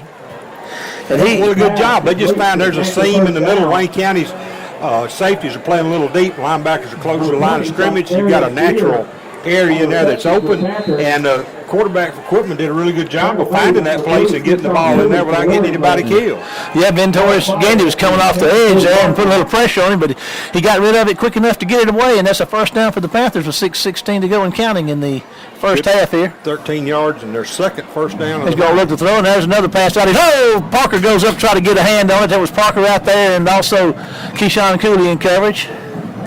Stanley's pass broken up. Number 27, Kendrick Parker. Number 15, Parker's a senior, and he's been playing lights out so far this year. 10 yards to go. Tell you what, Stanley, the quarterback for Quitman, he's got so much athletic ability. He's a lot of fun to watch. What year is he? I think he's a junior. Junior? Let's see. Yes, we'll get to see him again next year. Lucky us. And here he comes. People have some pressure coming at him. And I tell you what, that's so Trayvon Lofton going after him. And that would have been called out of bounds anyway. I tell you what, Trayvon is a 220-pounder or so. He can run pretty doggone fast. 3rd and 10 for the Panthers. Mike Sims up front. Number 11. 59. Larry Carter up front. 52, Glenn Terrell. 3-man front from Wayne County, 3rd and 10. Sims is trying to run. He looks like he's being held, but that one's a little high, and it's going to be 4th down for the Panthers with 5:51 to go in the half, and also 5:51 in this second quarter, which is the Ace Cleaners Hutto Furniture Company second quarter. So Wayne County is going to get another look at it with Fallon and DJ Sims going back to receive the punt. Well, one of the things, too, even though the pass was thrown high, folks say he's thrown a couple like that.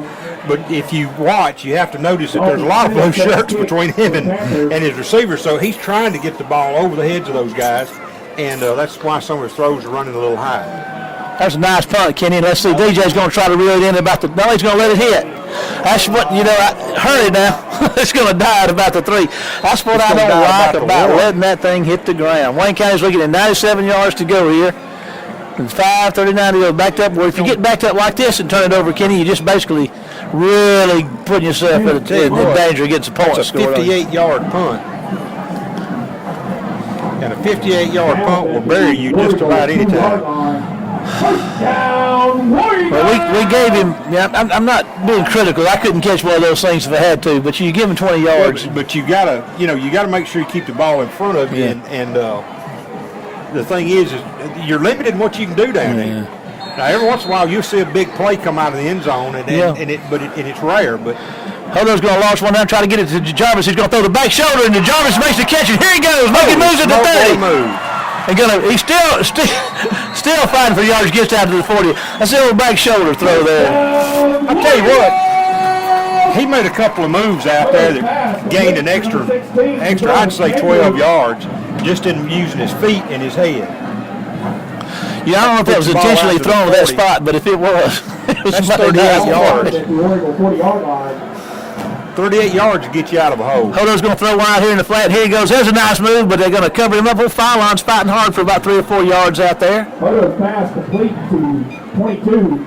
We got Ramey making catches, Sims making catches, Fallon making catches, DeJarvis making catches. He's moving that thing around, Kenny. You really like to see that. He's not locked in on one guy. Well, you have to do that because if you keep going to the same guy all the time, they're eventually going to catch on and cover him. There's one out here to Fallon again. He's going to try to run hard and going to get out there to probably the 47, 48-yard line. Going to bring up 3rd down and about 2, maybe 3. Tackle made by it's going to be 3rd and 2. 4:47 to go in the half, 21-0 Wayne County.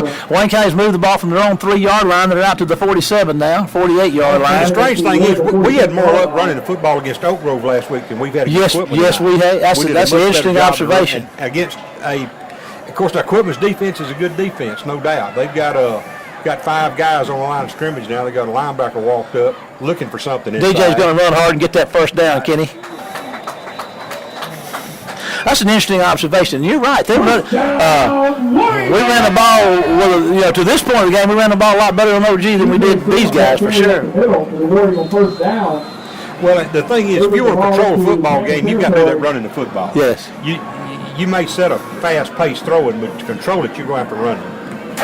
Going to throw it. They're firing again. They're finding that. Look at him go. Nice block. He's at the 40-yard line, and they're going to run down to about the 38-yard line. And let's see. There comes a flag. They'll tack 15 on that one. Well, what's going to happen here, you got a dead ball foul here. I think we'll get the blocking the back penalty here. And then once that's marked off, we get the dead ball foul and an automatic first down, I think. But as usual, I'm probably wrong. Well, Kenny, I didn't know you'd be wrong yet. Well, I've been bragging on you for 2 weeks. But what you got, though, is that personal foul was off the field, considered dead ball, so that penalty will be marked off here regardless. I'll tell you what, man. We're glad you're on board. That's it. There you go. Blocking the back is the call against the War Eagles. Unsportsmanlike conduct is the call against the Panthers. All right, so now you turn around and mark off the personal foul. It's still first down. It should be. Well, all that hasn't been done. It's within about 5 yards of where it would have been. So, Wayne County's got a first down and 10. They're in at the 43-yard line. Get a first down and 5. 4:05 to go in the Ace Cleaners Hutto Furniture second quarter, and he's going to throw one out here across the middle. Goes through Fylon's hands, but they were looking for him. He had Sims out here working his way out in the flat, number 21, but he chose to go back to Fylon. He's been having luck getting that ball to him, so he went to him one more time.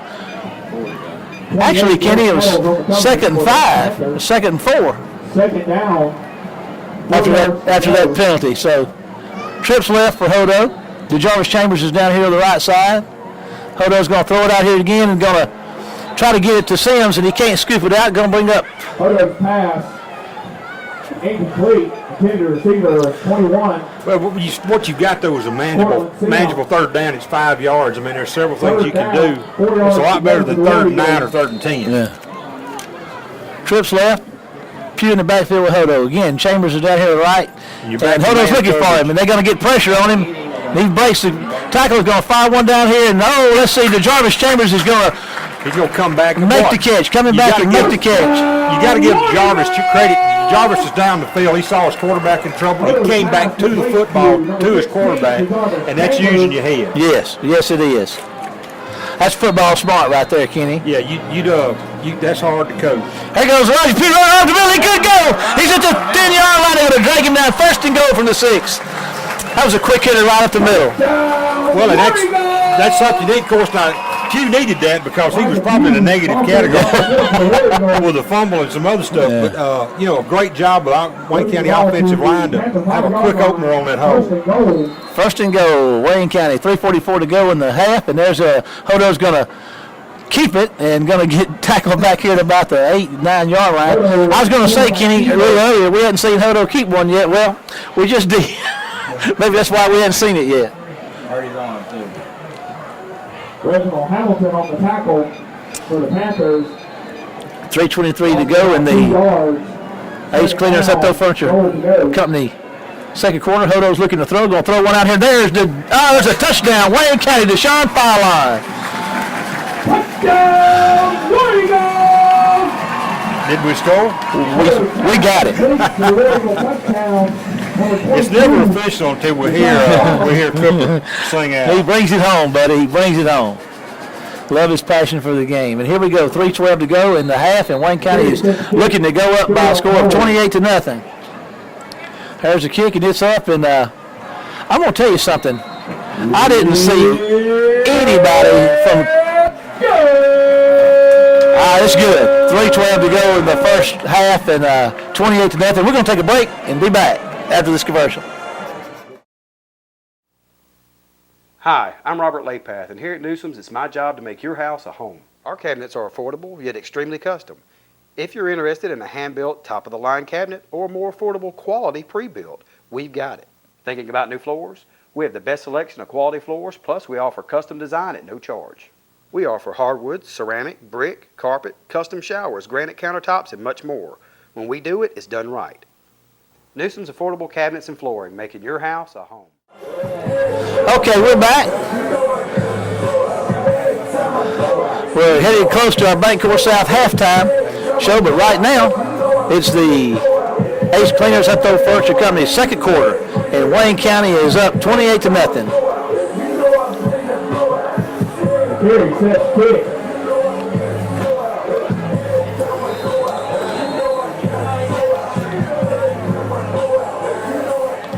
There's going to be one that's probably going to be hard to handle. We'll see what happens. And, oh, he's going to scoop it in and fall down. And guess what we got? Paul Keene from the sidelines. Paul, what you got for us? With the first quarter, you talked about the patented quick strike drive for the War Eagles. That one took only 2 minutes, 27 seconds, 11 plays, 98 yards. The War Eagles have only had the ball for 9 minutes and 57 seconds here in the first half and already got 28 points to show for it. That brings back a lot of memories, doesn't it, Paul? And I'll tell you what, they're pretty good at the moment. We appreciate that and keep it coming. 9 minutes total possession so far in the half, according to the machine down there, and Wayne County's got 28 points, Kenny. We hadn't had time to get the sweat on the ball. There's some pretty good defense stringing him out, and they're going to, I tell you what, they had him. It looked like they had him at about the line of scrimmage, and Kenny, he got about 3 or 4 on that first down play, didn't he? Yes, he did, and he didn't have anywhere to go with the football, and that's a dangerous thing about him. It's not just his moves to the outside, but he's got a good eye for the field, and he saw a spot inside and just turned upfield. Good, solid 4 yards on first down. Tyler Hopkins, number 30, sophomore on the stop for Wayne County. Benito Jones on the nose, White out there, Ollie's out there. Hopkins is linebacker. We got Denzel Bonner out there, and there's some pressure. Look at old Denzel get after him, Kenny. And look at that Ollie after him. He gets to throw away, and I tell you what, he's elusive. But Denzel and Benito were giving him, they had him on his horse. The thing is, that incomplete pass will stop the clock. 18, Kyle Postman, the intended receiver.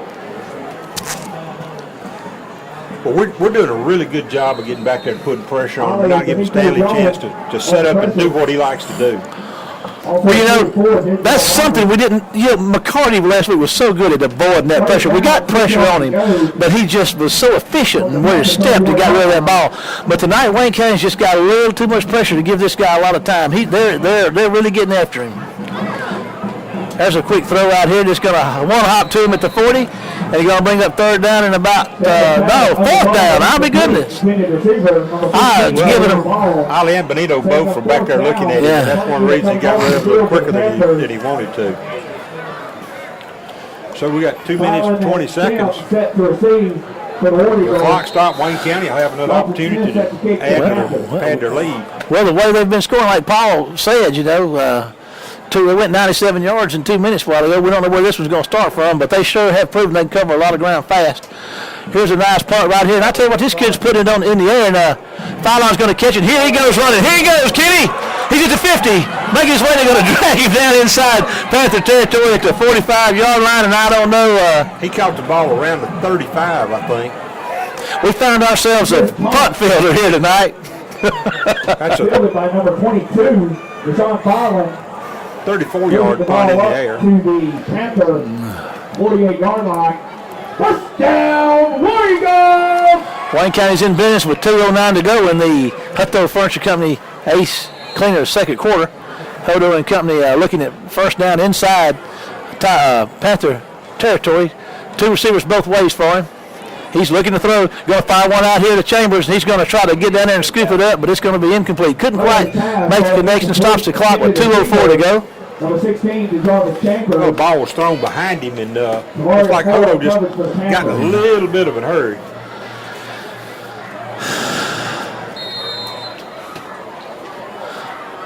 Two receivers both ways for him, and again he's looking to throw. He's camped out, and he's going to have to get. He's going to fire one long, and I tell you, just a little misinformation. I guess he was just trying to avoid that sack, and that's a smart thing to do. If you got nowhere to throw it away. Hodo's pass falling incomplete. at Quitman's secondary, the corners and linebackers, safeties had everybody covered, wasn't anywhere for him to go with the football. But one good thing was he had plenty of time to make that decision because the offensive line for Wayne County did a good job of giving pass protection. Fast-footed Jordan getting out there trying to figure out where he wants to settle in. Hutto's looking to throw, and he's going to get some pressure on him and going to make a miss, but eventually they're going to get him at the 45-yard line for a big loss. So Wayne County's going to have to, they couldn't do anything with that possession, so they're going to have to punt it away with 1:44 and counting in the first half here. Ronnie's on to punt again. Going to be a second about 17. 45-yard line, punting unit on the field. 84, Derek Ronnie sets the kick for the War Eagles.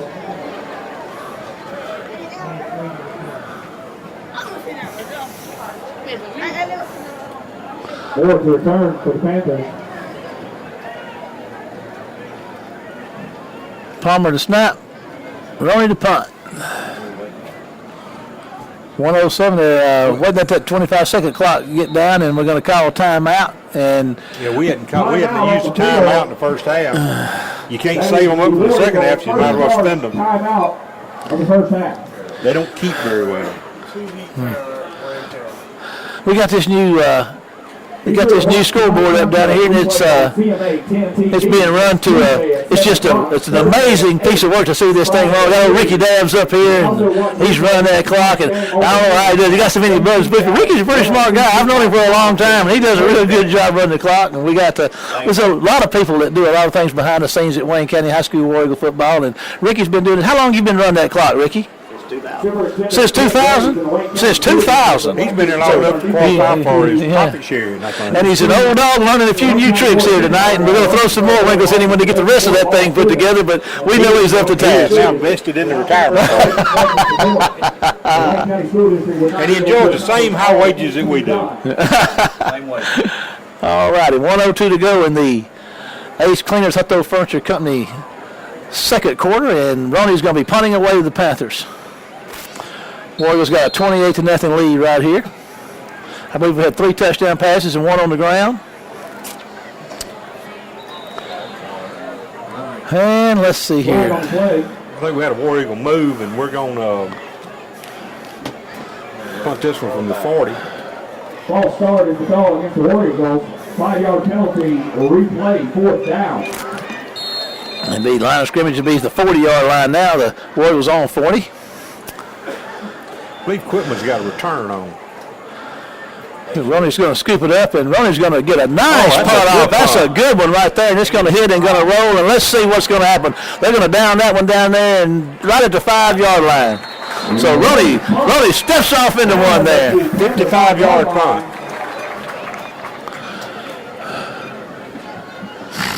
So that is now the second longest punt of the night. And Ronnie's longest of the season. Would that be correct? By far. Yes. Wayne County School District would like to keep.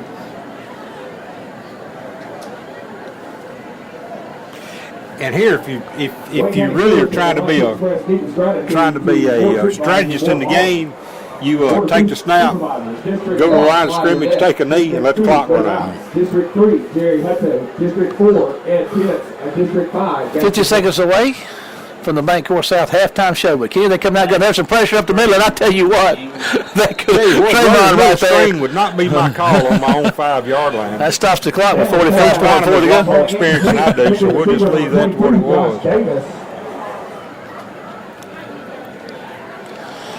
Second down, 10 yards to go for the Panthers. I don't think I've seen a middle screen run from your own And that thing wasn't far from getting picked off on that miss. That's a unique call. I've been around this 23 years. I'm not sure I've seen it. There's my play right there. But I tell you what, your play is going to get them out close to a first down with 37 seconds. I'm on my own 5-yard line. I'm going to let number 11 have the football. Wayne County's going to call a timeout, Kenny. We're going to stay with it here. Again, I want to thank all of our sponsors that make our presentations of War Eagle football possible on our delayed basis. We're on CMA 10 TV the following Tuesday at 8, the following the following Tuesday at 7, the following Thursday at 8, and then Friday afternoons at 3 o'clock on CMA 10 television. And then on the following Thursday, we have each game up on demand. For you to view, and certainly we'd like to thank Ken and Rebecca for all the work that they do. Backed by popular demand. By popular demand, on demand. Yes. But we appreciate all the work, all the sponsors, and all the work that goes in to make our productions. Ken's been with us for a number of while. We got Rebecca now helped us last year and this year, and she really brings a lot to us with her editing capabilities, and so we're grateful for that. All the extra stuff you see is we credit her for that. So here we are, 3rd and 2, 37.5 seconds to go in the Hutto Furniture Company, Ace Cleaner second quarter. There's a snap, and they're going to look forward and going to get themselves a first down. Well, no, I don't know. Let's see where they spot that thing. He got close. Yeah, they got him spotted out there. Looks like they're going to have him at a first down, so 28.8 seconds. Stanley picking up the Panther first down. He picked up a solid 3 yards. Clock's running again. They got the chain set, and here we go. And looks like we're about to wind this baby down, and we're going to have 1.5 in the books of the second game of the 2013 campaign. But let's see, they're going to get one more going here.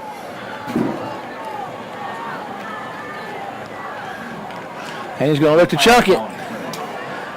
Tyree's getting after him, and I tell you what, he's not going to give up on him. He's going to make the completion, and bam, down he goes at the 25-yard line. So 1.5 down. We're going to take a break, and we're going to be back for the Bancorp South halftime show after this word from our sponsors. Wayne County 28. Where can you find the best food prices in Waynesboro? Here at Norman's Food Outlet, open 7 days a week. If you haven't checked out our everyday low prices, you've been spending too much. Everything is cost plus 10%. Norman knows any good grocery store starts with fresh meat. Add fresh produce to grocery, to dairy, to meat, to frozen foods, to our helpful and friendly staff. Norman's Food Outlet is proud to serve all of Wayne County.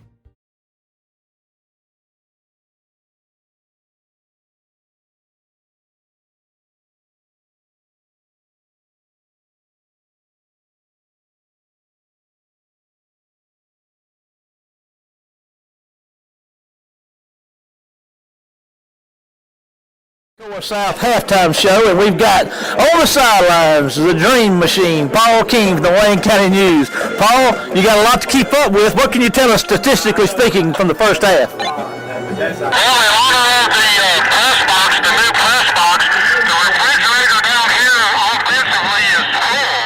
Wayne County 12 first downs, only 16 yards rushing, but David Hodo 16 of 23 for 262 yards. The War Eagles been penalized 5 times. They've only punted 3 times. 2 of 5 on third down attempts. 11 minutes, 56 seconds the time of possession. Elijah Pugh, 29 yards rushing. Hodo with the 262 passing. To Jarvis Chambers, 6 catches for 139 yards. Deshaun Fallon, 7 catches for 51 yards. For Quitman, 4 first downs, 25 yards rushing, 52 passing.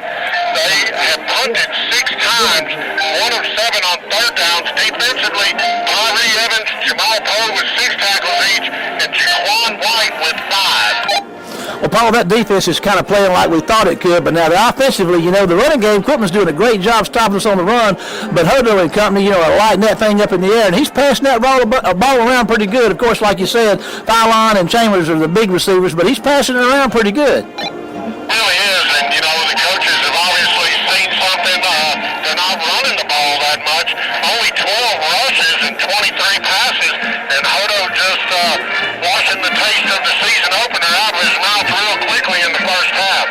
Well, a half like that sure go a long way to erasing any bad memories for a week ago. Paul, we really appreciate it. You bringing us these stats, and get yourself a break and get ready to cover that Wayne County High School marching band in just a minute.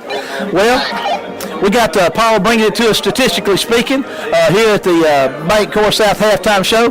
We're going to take a break to hear from our friends at Bank Core South, and then I want to remind you, it's DeMarcus Henderson night here at Wayne County High School, one of Wayne County's favorite sons. He led our baseball team and our football team back here, took us to a state championship game where we came up short, but he led us all the way there, and he's having a successful career on the diamond up there playing for the Bulldogs of Mississippi State University. So we're going to take a break to hear from our friends at Bank Core South, and we'll be back with Kenny Odom and DeMarcus Henderson after this word from our sponsors. I doubt that, best believe we bout that. This right here's a rivalry, we ready for combat. All I want, no hope bars, this what we came for. Total pandemonium, listen to that crowd roar. This right here's a rivalry, there's some animosity. No love lost between these teams, expect no generosity. They don't like us, we don't like them. Been that way since back when, battle after battle, and I don't see it changing. We're back here on the Half Game Show, and with me tonight is DeMarcus Henderson, a star at Wayne County High School when he played high school ball here, and now playing Mississippi State University on the baseball team and scholarship holder, and recently returned from Omaha, Nebraska. DeMarcus, talk a little bit about your experience this year in playing for the Bulldogs and going through those regionals and finally making Omaha in the College World Series. I mean, our first couple of years were kind of rough. You know, Coach was just getting his recruits in, his players in, so it was kind of a building stage. And a lot of people really didn't expect us to get that far last year. But as a team inside, we knew we had the talent and we was capable of getting there. So, I mean, I had a great time in Omaha. The people treated us real well, and it was all around great time. Well, I knew you guys played in Virginia and won that regional, and you had told me before that you had a real great time up there. The folks were great fans, and y'all had a really good time with those guys. It was kind of crazy because, you know, the typical SEC fans, they kind of hound you a little bit, but we go to Virginia, and they're cheering for us instead of cheering for their team. So, I mean, all around it was a good atmosphere. Well, and you played some summer league ball up in the Northeast, and I believe you've been in New York, I think, Amsterdam, and up in there in that perfect game league. What's that like? It was a different experience. For one, I think the best part about it was it wasn't so hot every day. But, I mean, I got to experience, you know, different people, learn from different coaches, and it brought more experience to my game when I returned back to state. Well, tonight's been a special night. Wayne County has honored you on the field here before the ball game and paid homage to the Mississippi State baseball team for making the College World Series. That's a big thing, man, for you to have that opportunity to go play in the best of the best. I mean, as a kid, you dream of that. That's something I always dreamed about, watching it on TV, even watching the Little League World Series. Not too many people get that opportunity, and I was just blessed enough to have that opportunity.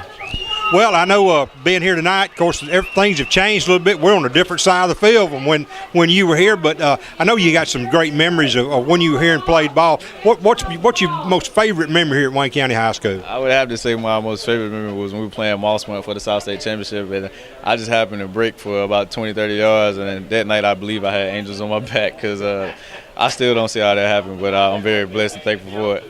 Well, I tell you what, that was an amazing night. We saw an awful lot of big plays, and Moss Point was a tough opponent, but you guys hung in there and battled to the end, and it was a close game. But that play that you made was a game changer, and I tell you what, it still stands just one of the greatest plays in Wayne County history. Got any last words you want to speak to your fans here? I just want to appreciate everybody back home for supporting me, and God bless. All right, DeMarcus, we appreciate you taking a few minutes to visit with us, and we're going to be seeing you at Mississippi State and watching you on that diamond field up there. Folks, that'll wind up this portion of the Half Game Show. We'll be back in just a moment.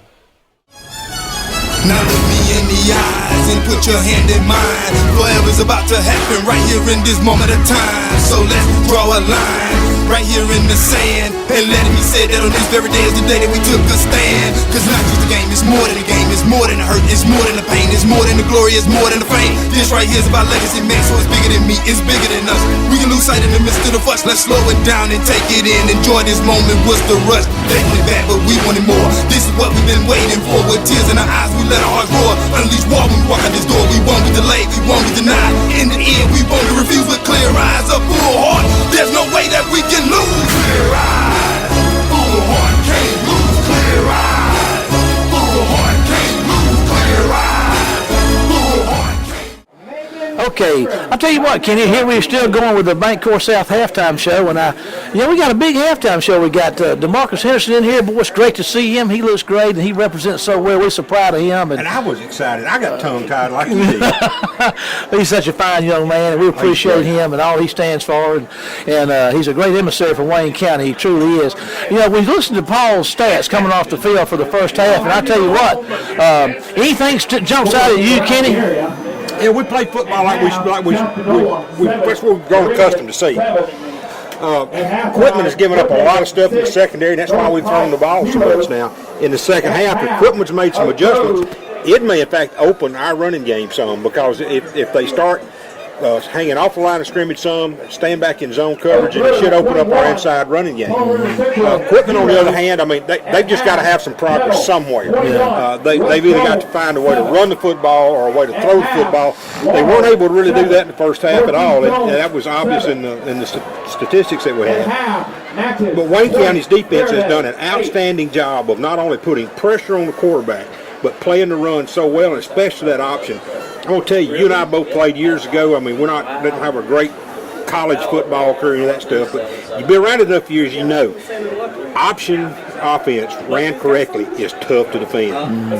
And Quitman has done a good job in their fundamentals, but Wayne County has done a better job defensively of defending that and been able to cover the quarterback, the dive guy, and the pitch man. So, Quitman is going to be looking for some success offensively in the second half. If they don't get it, they could run out of gas early, so they better hang on tight. But Wayne County gets the ball. It's going to be interesting to see what they do to kick this thing off. I know they do some crazy stuff, but we're about to run out of time. We got to take the break to hear from our friends at Bank Core South and be back with the Extreme Sound Security and more third quarter after this break. Thank you.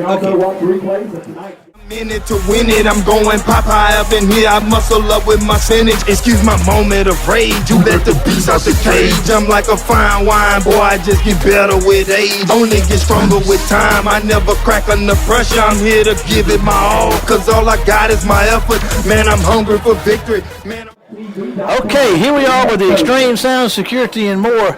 Third quarter, Wayne County up 28-0 over the Panthers of Quitman High School. Wayne County's out there ready. Kenny, you said they might do some crazy stuff on the kickoffs. What can we expect out of this, do you think? Well, if you watch, we haven't seen them kick the ball yet, but they get grouped up, as you see here, and they're all going to rush toward the football, and they could kick it. If you see how up front, 5 guys are lined up, they're lined up in anticipation of some trickeration. There's some trickeration and some tomfoolery, huh? And here we go. We're going to see it. They're going to kick it away, Kenny, and it's going to be reeled in down here by DJ at about the 15-yard line. Here he goes, heading up the field, looking for somewhere to go. Cuts upfield, makes some room. Here he goes, working his way out and dragging folks out to the 45-yard line, the 46. Nice return, Kenny. What it is, it gets you in really good field position to start the second half, what you need. And now I think what you're going to see Wayne County not really do, I don't think anything conservative. I think what you'll see them do is this series, they're going to run the same sort of plays they ran in the first half. Try to see if Quitman can stop them, and if not, they're going to try to get one more touchdown on the board before they start pulling up the woe range just a little. 88, Javonte McCann's in there at wide out on the left side. It's the first time we've got him in there tonight. Ramey checks in number 4. Cortland Sims in motion there to the left side. He's going to hand the ball to DJ, and DJ's going to get around the corner here. Might have a little room, Kenny. Here goes across midfield, putting his head down and breaking tackles and driving hard for about 10 or 11 yards on first down. Well, you always want to be the guy that delivers the lift. You don't ever want to be on the receiving end. And DJ did a good job that time when he went between his blockers out there. And give credit to the wide receivers on that side. They did a good job of staying on their block. Yeah, you just can't evaluate the importance of that downfield blocking by those receivers. It makes for big plays. Pugh checks in. And he's going to get the ball, and he's going to find a little running room up the middle. That's a pretty good surge from that offensive line, too, Kenny. Well, I'll tell you what he did. That's what Pugh should have done a couple times earlier. Not been critical, just observation. He saw the hole and turned and ran the daylight. Followed his block. That time the opening was in the middle, and that's where he went. Fast footed Jordan checks in. He's going to pass one out here to him. Here he goes. He's heading down the sideline and making his way down about the 22, 21-yard line. So Wayne County came out running the ball and then tossed one out there in the flat to a fast Freddie, and that's his first reception on the year, I do believe. Moving the ball to the Panther 25-yard line. That's going to be a pickup of about 12 yards and earn another War Eagle first down. There goes Elijah Pugh up the middle, and he's spinning and going to get just a nice line surge and good hard running by the running back. They're leaning on that defense right now, Kenny. Well, and that's what we saw last week. Last week we saw them just line up and really run the ball straight at Oak Grove, and they did a good job. Tonight, Quitman did a good job defending that in the first half. And there we go. Again, Kenny just leaning and pushing and gaining yards. And, what more could you want to do with the 28-0 lead and run the ball and just grind on them? What you're getting now is you're getting a good push off the line by the Wayne County offensive guys.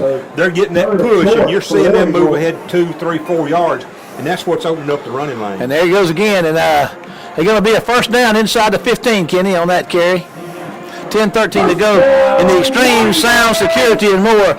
Third quarter, Wayne County looking at a first down just inside the 15-yard line. 10-12 to go here in the third quarter. Wayne County up 28-0 and threatening to score again. Hodo's going to look to throw, going to find one, going to try to get one out here and can't quite get it to him. And there is DeArthur Lane to pancake somebody down there on about the 12-yard line. So Sean Washington, Lane, Daniels, Smith, Henderson out there up front. There's DJ with a head off. No, yes. It's DJ still spinning down to the 10-yard line. He is just so hard to tackle. He's going to get down. They're going to spot him at about the 11. It's going to bring up third down at the 11-yard line. Tackle made, number 25, Zach Parker for the Panthers. Sims and Wallace right. Jordan and McCann left. Sims in the backfield. Hodo's looking to throw, got some pressure. He's going to have to hustle, going to fire one down the end zone. Touchdown, Wayne County. And that is number 19, Rameek Wallace on the reception. Well, he just got there and dropped anchor and waited on the football. What do you say about Hodo? He has to break out and throw that ball off the run, and it is. That pass, Kenny, is on the money. Nobody catches that ball but the receiver. No, it's just like the pass to DJ or to DeJarvis a while ago, and the only place it could have been caught. McCary on for the PAT after the Palmer snap and the hole, but we got a little confusion out there, and we're going to have timeout. Probably going to hear from Paul King, but we're going to talk a little bit right now until we hear from Paul from the sideline about extreme sound security and more. They're located 711 Station Street, and you can call Ray and company down there at 601-735-6060. Let me tell you about, we'll get back to what all they do down there, extreme sound security and the more part of that in just a few minutes. But now we have our PAT out of the Palmer snap and the Stewart hole. 9:24 to go. Wayne County's up 34-0, looking to stretch it to 35-0. Lance Palmer on the snap.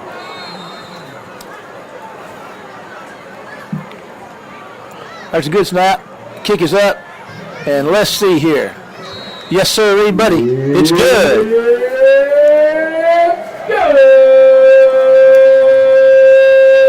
Wayne County's breaking into new digs in fine fashion tonight, Kenny. 35, Quitman 0. Tonight's game is sponsored by your local State Farm agent, Chad Rhodes. Every time a War Eagle score a touchdown, the War Eagle cheerleaders will throw prizes into the stands, courtesy of Chad Rhodes State Farm. If you catch a t-shirt, be sure to look inside because and here we go from the sideline. Paul King from the Wayne County News. What you got for us, Paul? Marshall, that drive, 9 plays, 53 yards, 2 minutes, 26 seconds. So that quick strike offense really catching on. I tell you what, they're starting to run that ball. That offensive line sure is getting a good push, aren't they, Paul? Sure, Quitman is definitely on their heels and a little tired, and it's starting to show. Paul, we appreciate it. Keep it coming. Thanks so much for all you do for us. That's Paul King from the Wayne County News, bringing it to us, statistically speaking, from the sidelines, Wayne County High School War Eagle football. And here we go with the kickoff in this extreme sound security and more third quarter. And there's a deep kick inside the 10, and he puts it on the ground, but he gets to manage to pick it up, and they're going to reel him in down there inside the 20. Good coverage, Kenny. And I tell you what, that's a pretty deep kick. Yeah, did a good job. He kept the ball low and didn't get back there too terribly fast, so your coverage is able to get down there. and Quitman had a little problem trying to find a handle on the football. So good coverage. They get the ball on the 20-yard line. Ollie, Jones, Sims are going to be up front for Wayne County. Lofton, Poe, Hunter, James in there, linebackers.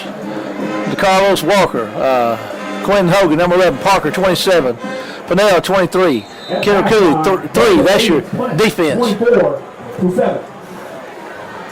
All right, let's see if the defense can keep the pressure on. The offense has stepped up and took advantage of their opportunity. Let's see if the defense keeps the pressure on, Kenny. And there's a little speed sweep, and going to get about 7 yards on that. No. So that gave them a little something to look at there. Hey, if you can run that a time or two with a little success, it'll open some things up inside. That's what you're trying to do. That's going to be a nice game. Going to be 2nd and 3 for the Panthers of Quitman High School. Ollie, Jones, and Sims up front for Wayne County. White's up there. White's off the ball there, and he breaks through and almost gets a hand on him, but now there's a nice defensive play to back him up. Boy, good job pursuit by the linebacker over there. I don't know. That's I see number 3 getting up out of there. Josh Davis on the carry around the right side. Where the safety made the tackle, but your linebacker stepped up and jammed that up, and that's what enabled your safety to make that play. That Hunter James, that linebacker stepping up there, he's talking about his sophomore, Kenny. 185, 190-pounder, sophomore linebacker, Hunter is. That brings up, I tell you what, that was a good defense because that could have very well been a first down carry, but they stopped him short. It's going to bring up 3rd down, about 2 yards to go for the Panthers.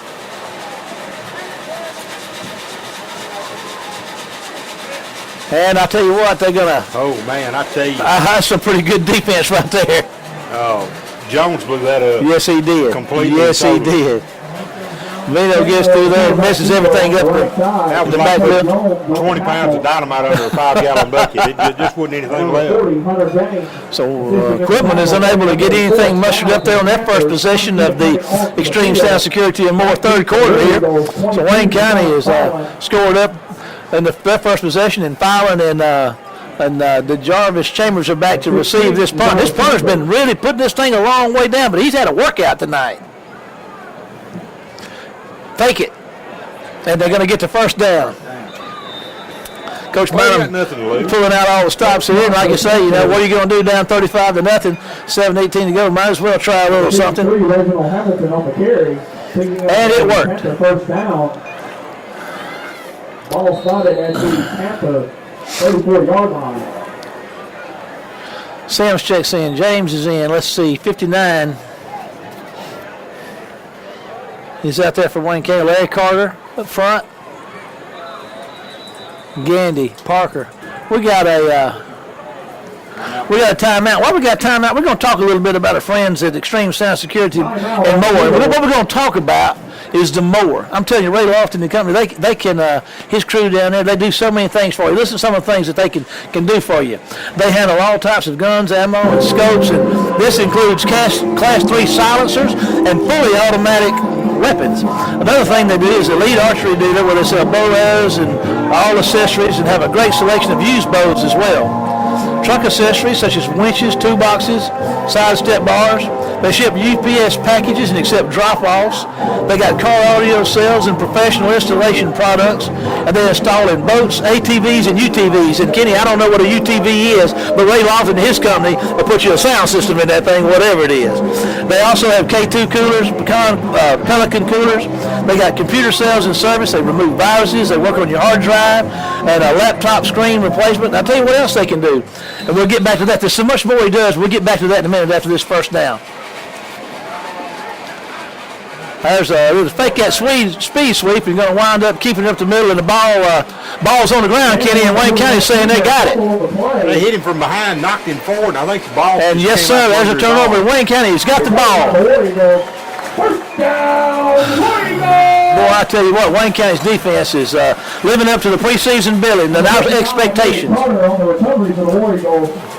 Carter on the recovery. So Wayne County's back in business here with a first down and 10 at the 36-yard line. I bet Ray's even got some radiator stop, a chipmunk trap, and a pumpkin. He's got more. We're going to get to it in a few minutes. Right now, Hodo and Company are back in business with 6:53 to go in the Extreme Sound Security More third quarter, and he's going to look in to throw it, and they got a flag. Let me get back to it.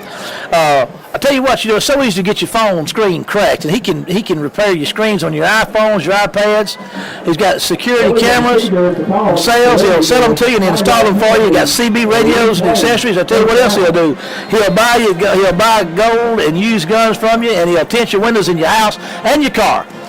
Extreme sound security and more, and it's much, much more. And Hurdle's back to throw, going to hit one, coming across the middle. There's the Jarvis Chambers, turning on the Jets, making folks miss. They're going to get down close to the 30-yard line. Boy, you just never know what's going to happen when he gets the ball in his hands, kid. Just running that inside screen, and when he came back, across the middle on the slant, Hodel did a good job to hit him in stride, so Jarvis never had to break stride to catch the ball. That's a nice reception and run right there. And there's a handoff right there, and they're going to get. I'll tell you what, Kenny, Quitman's got the ball going the other way now. I don't know what's happening here, but they're going to say he was down. I hope. That's twice that's happened to Elijah out there. They yanking that ball out of his hands. Well, I mean, when you put it on the turf twice, they're going to do that. They're going to go for it, just like blood in the water. Yeah. Well, you pointed that out last week. And that's just true. Like pulling a cured ham across the river, the Amazon, and piranhas are going to be at. Third down, about 6 yards to go for Hodo and company. And Quitman's going to get offsides. That's going to make it about 3rd and 1. Ball is offside to give the Panthers 5-yard penalty.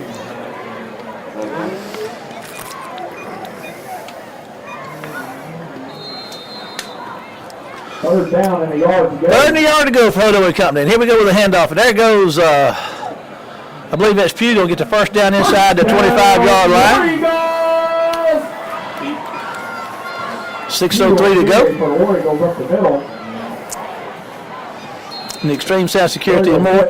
Fast Freddy Jordan's going to check in here. Pugh checks out. Fast Freddy Jordan's going to be in the backfield. And I tell you what, Kenny, I just keep waiting for him to get on the corner and be gone with it. And we're going to see. Hodo's going to throw one down here. Got McCann open in the end zone. Touchdown, Wayne County. Javonte McCann, a junior wide out. So Hodo's widening it up tonight. Number 88, Javonte McCann for a War Eagle touchdown. That's Javonte's first touchdown of the year.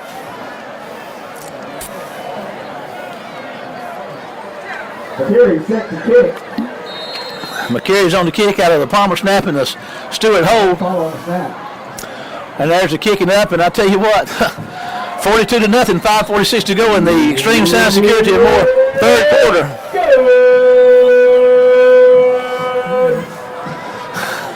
We'll make the extra point. I think it was. We're going to stay with the action here. We'll be hearing from Paul Keene. I tell you what, Kenny, they're taking up where they left off. Tonight's game is sponsored by your local State Farm agent. Well, yeah, I mean it. And now this is where you take your defense, just let them lay their ears back, like Oak Grove did to us last week. You turn your defense loose, and now you're going to spend the next 17 or 18 minutes left in the ball game. You're going to use that to work on your next set of guys, your B team guys.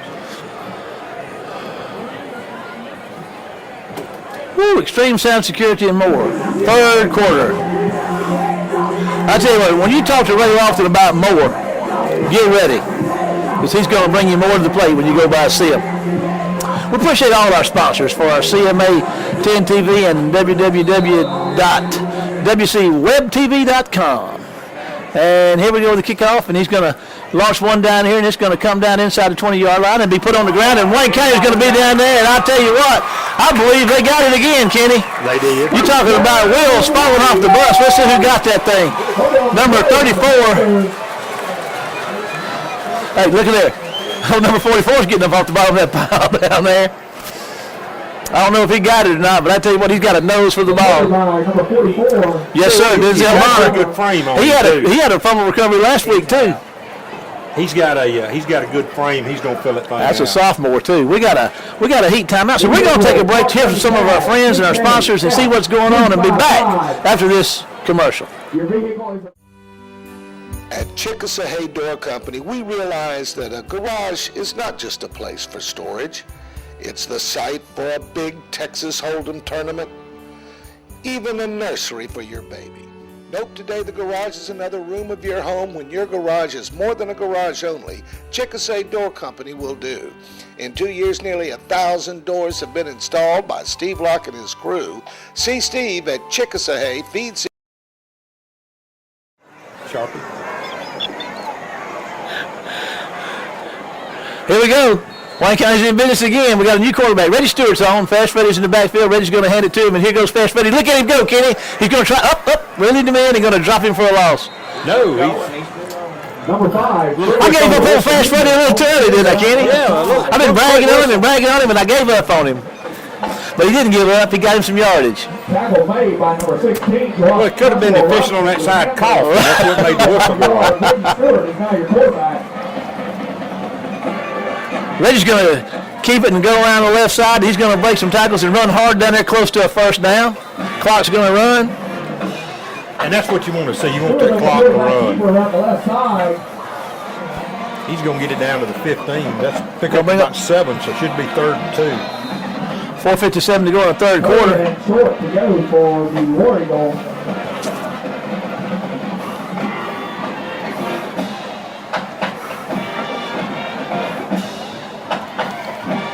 Fast Freddy with the hole. Look at go. Here we go. That's what I've been talking about. That's what I've been looking for out of Fast Freddy Jordan Jr. right there. Touchdown, Wayne County. Number 5, Freddie Jordan Jr. on the carry for the War Eagle touchdown. That reminds you of anybody used to wear number 5 around here? Tell you what, we spent a little time with him over at pedaling at Jamboree. Yeah. I got a little wager with him too that will come to fruition in about 3 years. Yeah. Boy, I tell you what, that was a big kick right there. I mean, he launched that thing. He ought to be. He's getting a lot of practice tonight. He's getting a lot of practice. They're going to have to get that young man's leg a rest. 49-0. Wayne County is romping tonight. We'll stay with the action here in our Extreme Sound Security and More third quarter.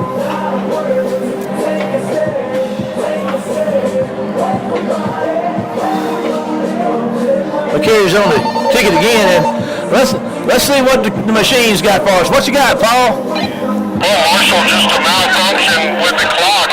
That extra point was no good. We double-checked with the officials, so it's actually 48-0. Oh, okay. It was good to point that out. I tell you what, Paul, it looks like the wheels is falling off Quitman's bus. It does. They fell off, and I think the axle's about to fall. Wayne County looking good. Thanks, Paul. We appreciate that. Keep it coming. There's another kick that's on the ground. Let's see if they can handle this one. Then they do. And here they go, running hard to get up here to about the 30-yard line. And we got a flag coming down. I don't know what that could be, but we'll just have to wait and see. Flag on the play. A little almost extracurricular activity. Face mask against the War Eagle. Face mask against Wayne County. That'll move it up a little bit. 4:29 to go in the Extreme Sound Security and More third quarter. WC-WebTV.com. That's where you can watch all these games in Wayne County on a delayed, on-demand basis. That's going to, that personal foul is going to move the ball out to the, I don't think the extra point was any good, Rick. Oh, it wasn't any good? Panthers do set up shop on their own 49-yard line, first down and 10 yards to go. That gives the Panthers a break, and they get out there to almost a 50. No, Paul just called up here and told us that the extra point was no good. So No. He didn't. Yes, he did. He said it was a clock error. He said the score was not. He said, well, I don't know what he said. Call him and ask him. I can't get him. It's a one-way call. I got 50 cents. Well, I don't know. It doesn't matter. It's just a point. It's just a point. What difference does a point make? There we go with some nifty running around the right side. And going to have a nice game on first down. Chandler Pugh's out there. We'll get some of these folks there. Number 45, Tyree Evans, 99.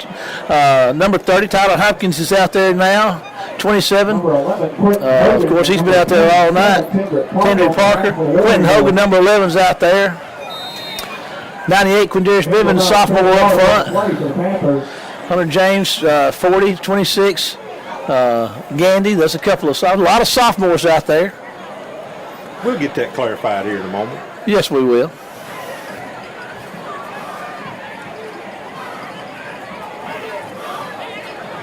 Look at that pressure right there, Kenny, and that is number 99, Tyree Evans. We've been looking for that out of Tyree, and there we go. Davis from material for the Panthers.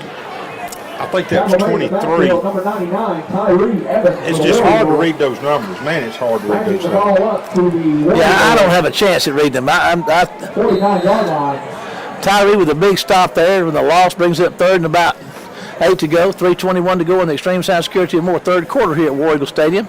Wayne County up 48 or 49 to nothing. We're not quite sure. It's one or the other. Oh, look at there, Kenny.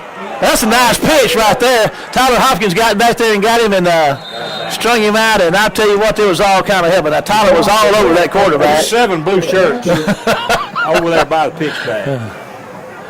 Number 23, Kadarius Cannell knocking the ball here out of bounds. What'd you say about laying your ears back a little earlier, Kenny? Is that what you said? Lay your ears back? Yeah, you just lay your ears back. It's like looking at a bad dog. You know somebody's fixing to get bit. 2:38 to go, and they faked it a while ago, Kenny. Let's see if they pull a little more. What's that word you like to use? Trickeration? That's a Steve Spurrier. Is that a Spurrier? Is that the old ball coach? Oh, okay. That's a good one. Ball coach. We got a flag on the play here. Let's see what this is all about. I'm not sure exactly. If they fake it, you're going to have to get 5 more yards this time. Was it good? 2:27 to go. The point was good. Point was good. Paul was talking about clock here. I don't know.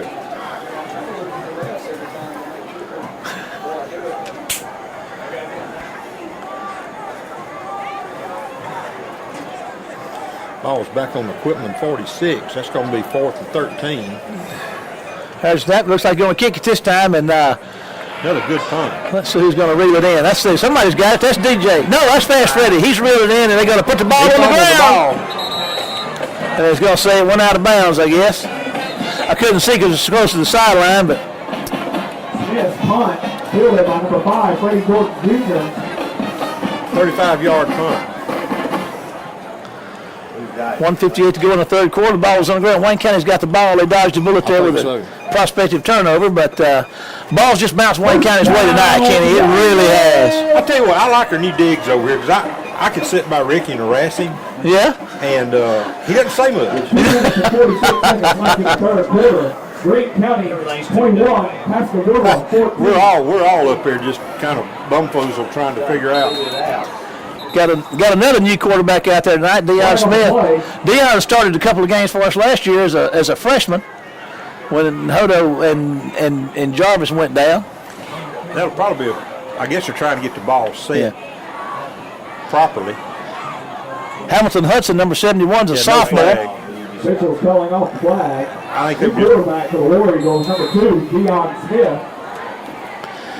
Hamilton Hudson's in there at center now, and there's Fast Freddy running hard, breaking tackles, and still going, Kenny. Here he goes. Look at him go. Is he going to be Fast Freddy? They're going to lead him in down there at the 35-yard line. Number 65 is out there, Brandon Beasley. He's a 305-pound sophomore. We got a flag. Face mask is going to be against Quitman. Is going to be declined. Personal foul, face mask. Hamilton Hudson, 71. 73 is out there for Wayne County. Greg Jones, another sophomore. 66 is out there for Wayne County. Cole Hutto, another sophomore. Bunch of sophomores out there on that offensive line, Kenny, right now. 15-yard penalty added to the run. Number 9 is out there. That's Xavier Lampley. It's good for 35 yards, the run was, and you get 15 more on it, so that gives you a 50-yard turnaround. That's a good one. There's another handoff, and that's number 20. Flags everywhere. Flags everywhere. That's Roy Arrington, another sophomore out there. And flag on the play. That's going to be against Quitman as well. Quitman is just, bless their hearts is all I know. That's not a good feeling when you have that.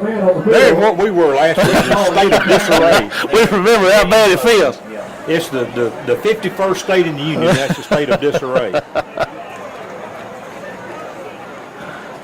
And the problem with that is once you're there, the border's closed. It's hard to get out of that state. Substitution infraction against the Panthers.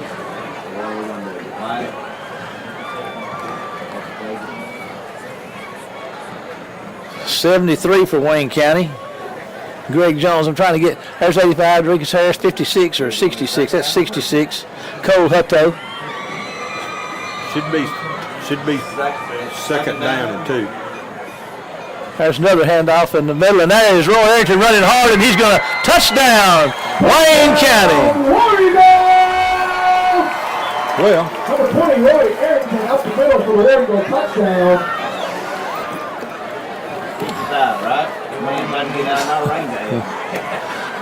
We got to get Ricky some more toes over here so he can count up all these points.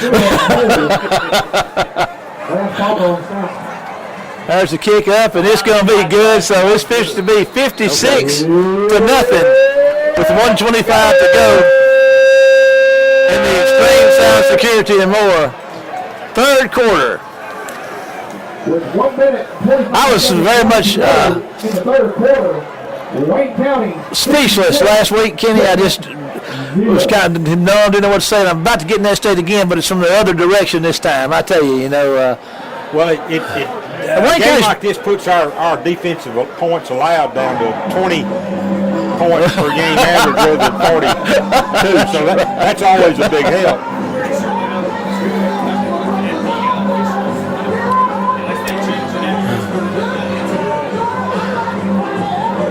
And Wayne County's playing everybody they got. Kenny, there's Fast Freddy got his first touchdown. Roy Arrington got his first carries of the season tonight and running hard. I mean, that's what you expect. These kids get a chance to play now. They're going to bring it. You know what I'm saying? They're going to bring it, and they bring it. They are. That sophomore offensive line, Deion Smith out there quarterbacking, Freddie and Roy running that ball hard. He cover up 73 yards in 4 plays, and of course 15 of that was the penalty against Quitman. I mean, that's just stuff you can't really. With Wayne County, that's stuff you can't control. No. 41 checking in for Wayne County on defense right now. Jaquarius Leggett, excuse me. And 34 is in there for Wayne County right now. Did Rico Roberts. 41-yard line. 41, Wayne County, Jaquarius Leggett. I think I've already called him out. Number 20, Roy Arrington's checking in there on defense. Pinnell's checking out. Roy just scored a touchdown. He plays both ways for Wayne County, Kenny. Iron Man. Iron Man. Then let's see, let me get some more of these guys for you. It's hard to keep up with them all. We ought to give them their due.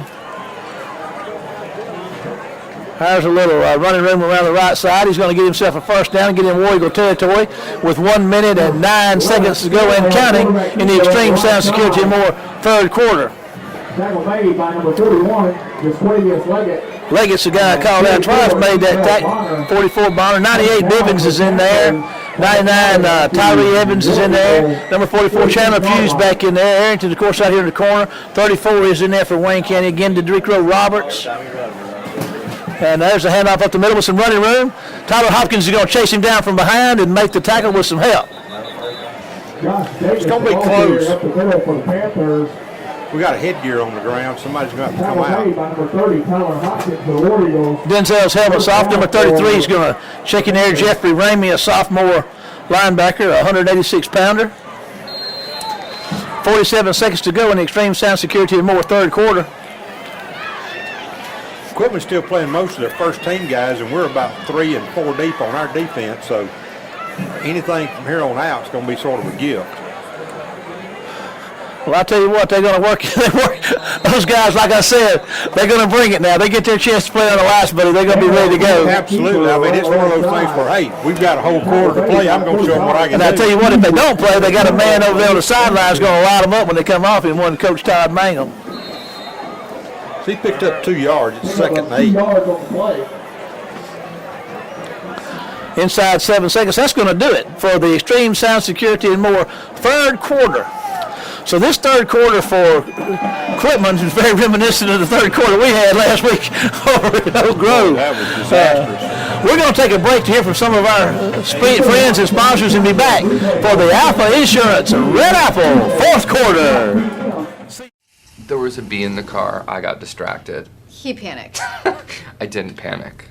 Panicked. Oh, there's a bee in here. Get it out. Oh, take the wheel. It's in the back seat coming at me. clearly panicked. I didn't panic. A little panicked. Well, it looks like the damage was minimal, so just leave everything to me. We'll get you a rental car, we'll get your car fixed, and you guys will be good to go. So, we're good. Great.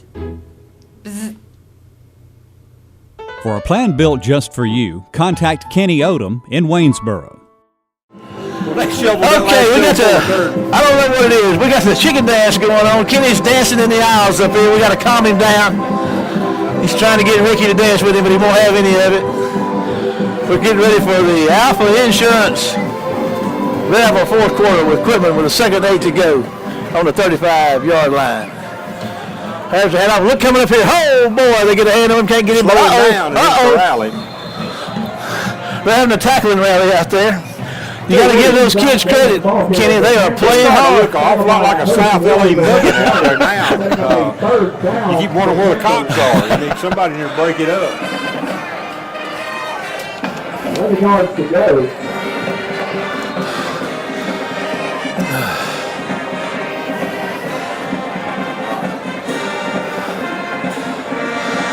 You know, as bad as this is for Quitman, it's really good for Wayne County because they get a lot of people playing time. They play a lot, but these are some guys that are really getting a chance to hone their skills a little bit. And there's a pass downfield. Man's open. And I tell you what, look at that. Picked off, Kenny. Another tip drill. Denzel Bonner just picked him up a block out there at the 40, and the Panther is not liking that at all. I tell you what, I really like the way Bonner plays, buddy. He's ready. He's tough. He's tough, boy. He's gritty now. He's tough. He'll bite you if you try to take that biscuit away from him now, I'm telling you. Don't get between the dog and the bone. He's gritty. So Wayne County gets the ball back away with 11:05 to go in the Alpha Insurance Red Apple fourth quarter here. We're going to stay with the action here and we'll see what. Through 3 quarters of play, South Panola 21, Meridian 14, Kettle 30, West Jones 7.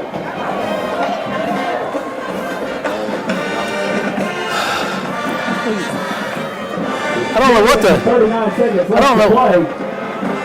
Pascagoula, Green County tied at 21. I don't know what the problem is. We've got a long break, but we're taking advantage of it. And there goes Reggie Stewart's back in there now. Reggie and Dion sharing a little time at quarterback along the way. That's a good way to do it. Just every other series, got it up.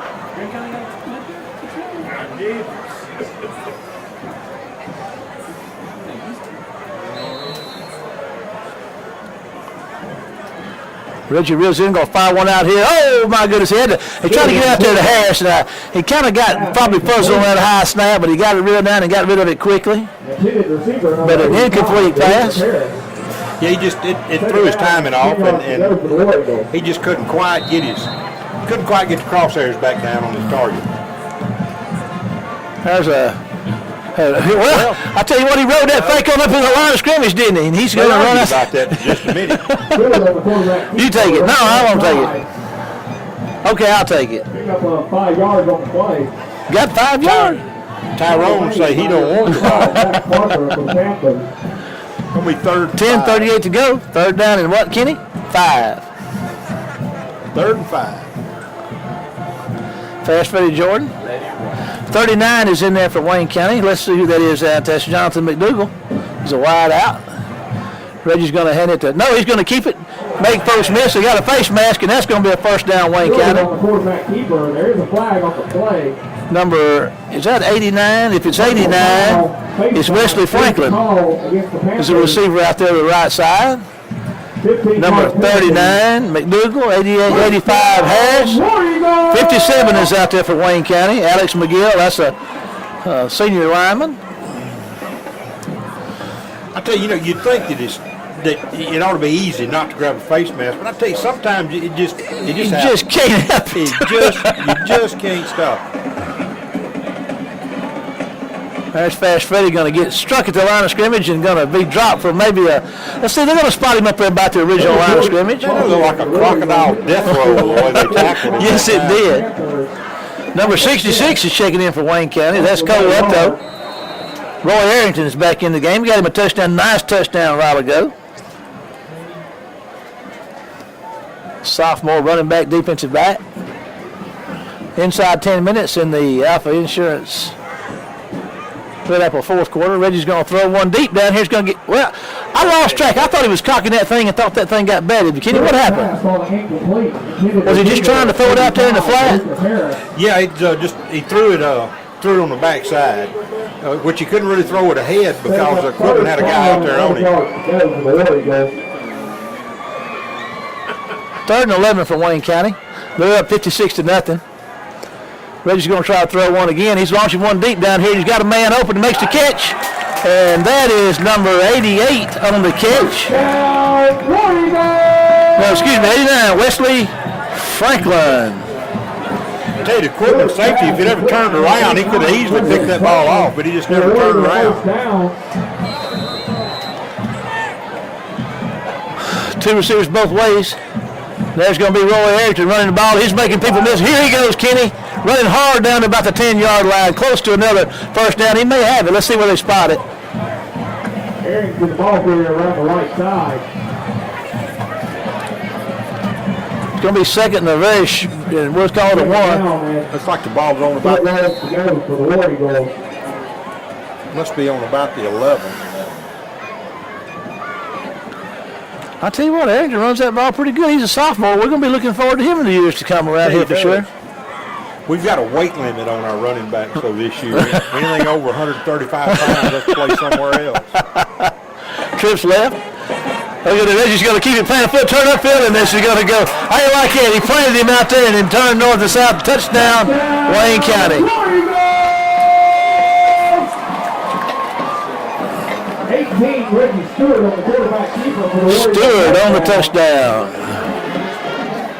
62-0 with 8:30 to go in the Alpha Insurance Red Apple fourth quarter.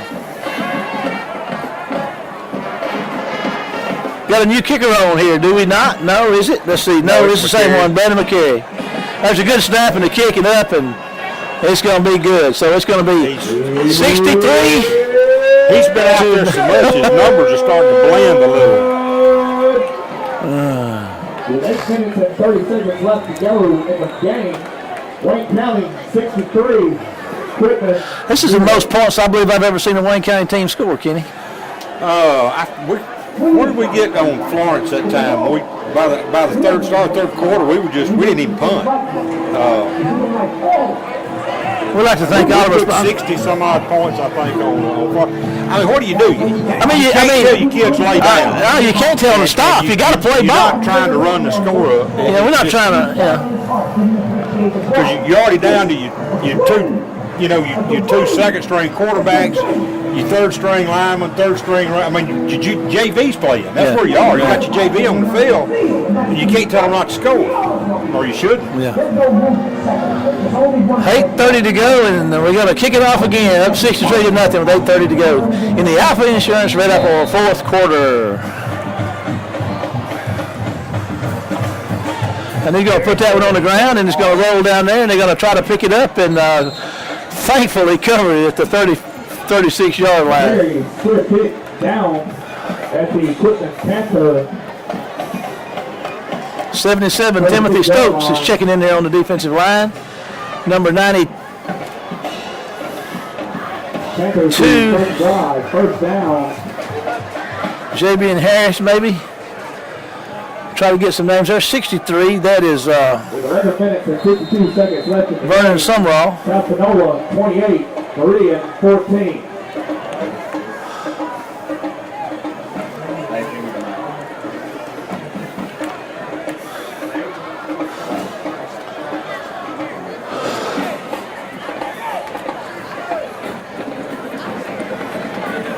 There's a handoff up the fake up the middle, and they're going to make the pitch. And I'll tell you what, Kenny, you're talking about defending that option, and what do you say about these kids? I mean, they're playing their spots, man. They really are. And again, this is great for you JV guys because they're not going to get a lot of playing time as we get into district play. I mean, we've got Hattiesburg next week, Gulfport the week after, and this is a good time. This is like an extra game for them. Lost a yard on the play.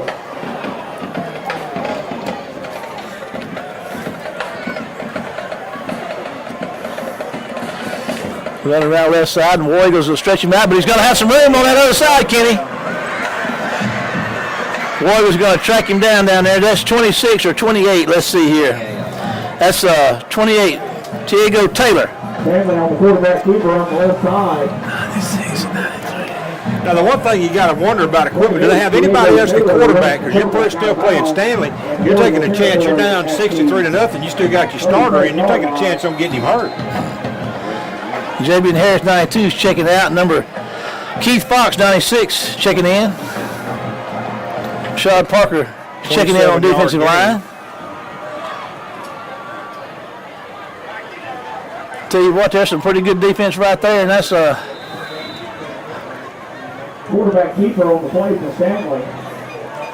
That's Made by number 30. again. I'm not being critical of Halbert coach. I'm Quitman coach. I'm just saying, Coach Bynum, I'm sure has his reasons, but I don't know that down this score I would have my starting quarterback still on the field and take a chance on getting him hurt because he could be out the rest of the year if he gets hurt in the right way. He's a good football player too. Yes, he is. And he's looking to throw, got some pressure, going to launch one downfield. Wayne County's got coverage all over the place. That's going to bring up 3rd and 10 with 6:57 to go in the Alpha Insurance right after fourth quarter. Receiver number 15, You can see the playbacks on WC-WebTV.com and CMA 10 television. All being spotted at the War Eagle 37-yard line.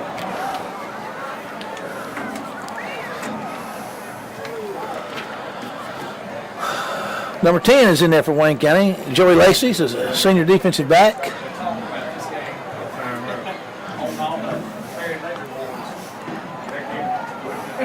All right. 35 is in there for Wayne County. Terrell Robinson. And we got a timeout. I guess that's a heat timeout. And we're going to take a break and catch our breath and hear from some of our sponsors and friends and be back after this word. The Scoreboard is the only sports and entertainment restaurant in Waynesboro and surrounding towns. Our arcade has over 20 gaming machines, pool tables, and so much more. Our menu has appetizers, burgers, salads, po' boys, steaks, the best in town. Book your child's birthday party or event in our large, spacious upstairs hall. It's football season. Come watch your favorite college or NFL team on one of our large screen TVs. Fun for the entire family. The Scoreboard on Azalea in Waynesboro. Okay, back to the Alpha Insurance right up on the fourth quarter. 6:56 to go. Wayne County up 63-0, and Quitman looking at a 3rd and 10 from the 37-yard line. Now let's see what happens. Looking to throw, coming across that line of scrimmage. Wayne County's going to get some folks out there in pursuit, and we got a flag down back here. Illegal block. Around the right side. Block in the back. Flag on the play. Stops the clock at 6:45. Vernon Summerall on the tackle for the War Eagles. Number 15 checking in there for Wayne County. That is Gudjuan Briggs. Blocking the back is the call against the Panthers.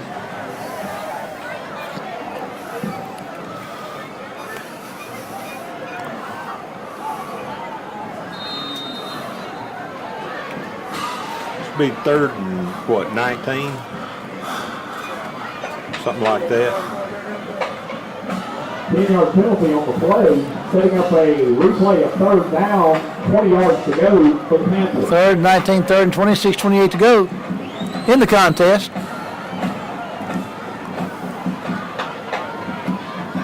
Wayne County's getting some pressure on him, and he's going to launch one deep downfield. Wayne County's got coverage back, but they let him, oh my goodness, and let him get behind him. Can't even bless his heart. I mean, he just could not hold on to that football. Well, he was turning, and I mean, that's one of those in a big ball game you got to catch. Yeah.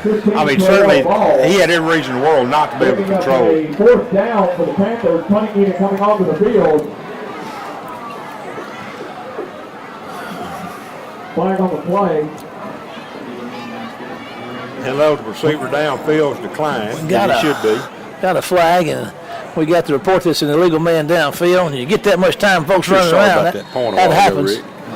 Decline. Quitman's in the punting formation. I mean, you know, I guess everything's pretty much academic at this point. 6-3-0, 6-10 to go in the contest. But the man had to step up and admit when he was wrong. And I'm admitting that you and Paul were wrong. Well, I tell you what, we appreciate that. And let's get that thing in the end zone. And Wayne County's going to be back out to 20-yard line. I tell you what, that young man's punted that ball well tonight. Often and long.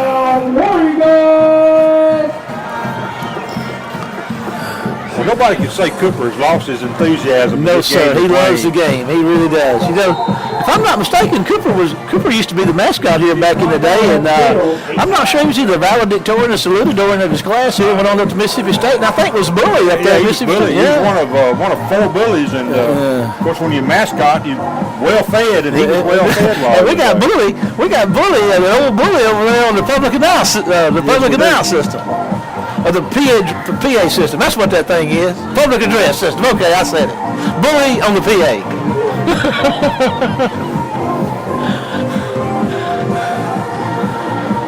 6:01 to go in the contest in the Alpha Insurance Red Apple fourth quarter. It's a good time to remove the dead and wounded from the battlefield, clear the ramparts. We want to thank all of our sponsors. I mean, there's so much that goes into these productions, and we appreciate the support that we get. First of all, Coach Mangum and giving us the opportunity to even do this. Well, I want to tell you, we do have more than insurance at Alpha.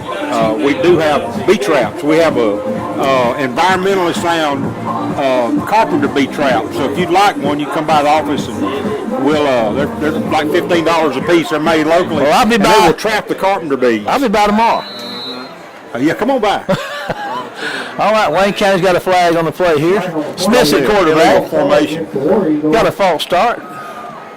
Smith's at quarterback, and who we got back there behind him in the running back position? Old Fast Freddie Jordan Jr. back there. I think we technically had an illegal formation.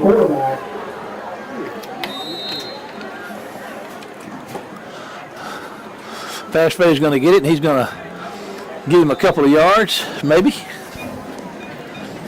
Freddie Jordan Jr., ball carrier for the War Eagles. Number 26, Michael Sanders, on the tackle for the Panthers. I believe Freddie got stopped for no gain. Actually, may have lost a yard. 5:38 and counting.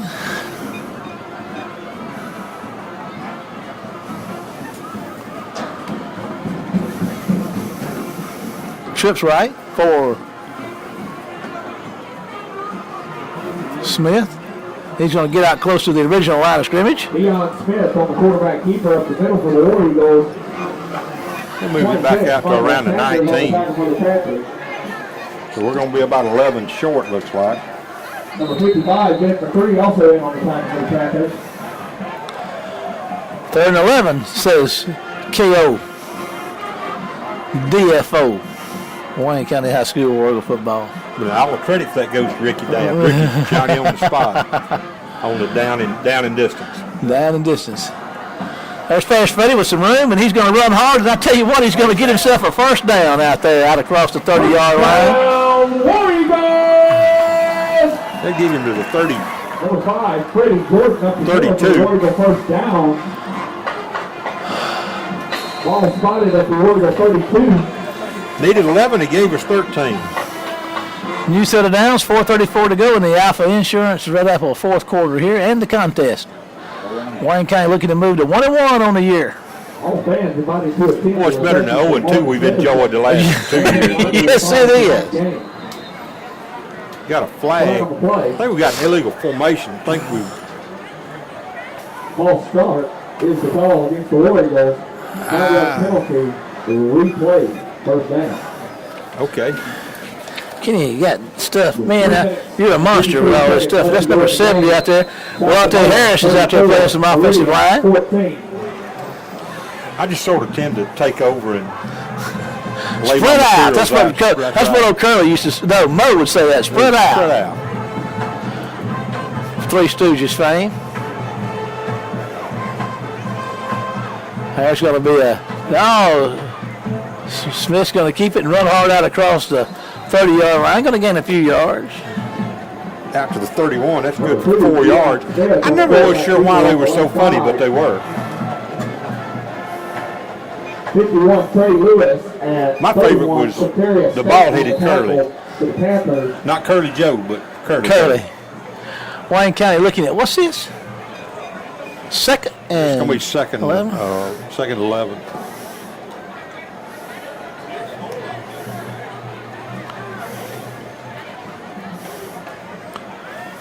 Trips right. Dion's going to hand it to Roy, and Roy's going to get a few yards there. Fast approaching the 3-minute mark in the contest. Aaron to the ball carrier, the War Eagles up the middle. It's going to be a 3rd and 9, I think. Yep. Pick up about 2 yards. All fans invited to attend next week's game against Hattiesburg, where we'll honor the 2002 and 2003 state championship football teams, Class 5A, Class 4A.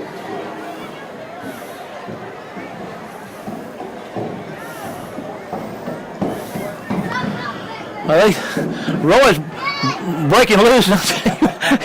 he just doesn't want to quit. To the ball carrier. Wayne County's going to have to punt it away. Ball down, number 55, Ben McCree from Panthers. 2:24 to go in the contest. 2:24 in the Alpha Insurance Red Apple fourth quarter. And again, we just appreciate all the folks. And again, we'll give a call out here again to Ken Roberts and Rebecca for the work they do in the filming and production to make these broadcasts possible. Ronnie's back to punt it away. We got a timeout with 2:06. I don't know. Wayne County didn't take a timeout, so we're going to. Kenny said we didn't have enough guys on the field, but I tell you what we're going to do. We're going to take a timeout and a break to hear from somebody out there in War Eagle land, and we'll be back with the final 2:06 after the break.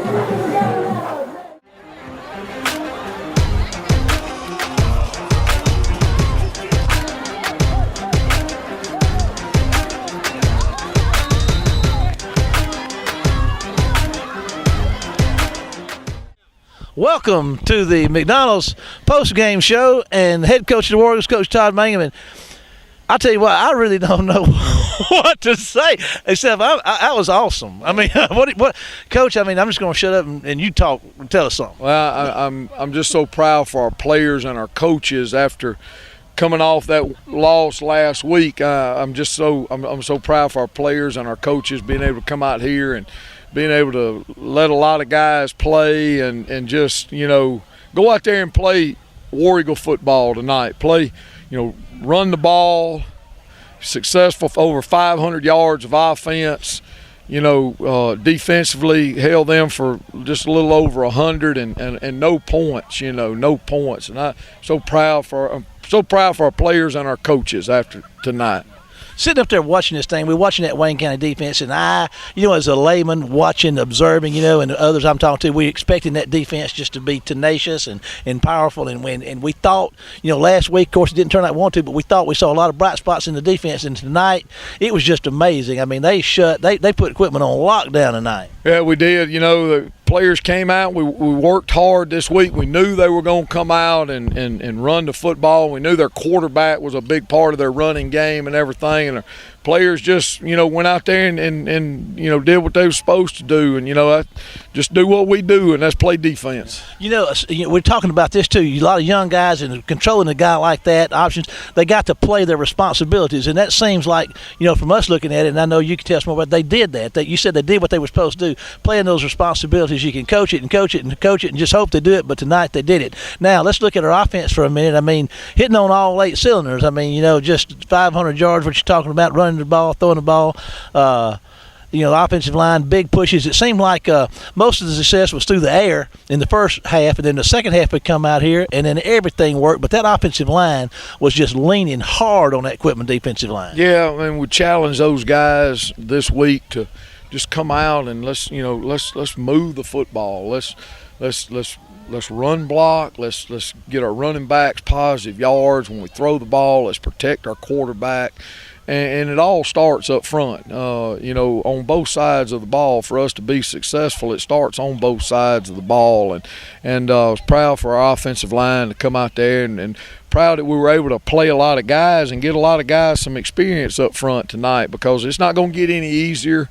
It's not going to get any easier for those guys. But, coming out and being able to move the ball and have some confidence and everything's got to be a plus for us. Another thing, and I know you were going to let you go in a minute, but what impressed us, too, sitting up there watching this thing was as you got so deep into your roster, and yet every one of those guys that was on that field seemed like, they knew their positions. They knew what they were supposed to do. They kept playing their assignments 2, 3 deep. I mean, even 4 deep sometimes. And I know these guys don't always get the reps. A lot of them are on scout teams. But when it came time, again, they do what we do. They did it, and that was just an amazing display as well. Yeah, and that goes to our coaches. We those guys, limited reps, but our coaches do a good job of coaching our players and teaching our players what to do. And whether it's the starting quarterback or the third quarterback or the first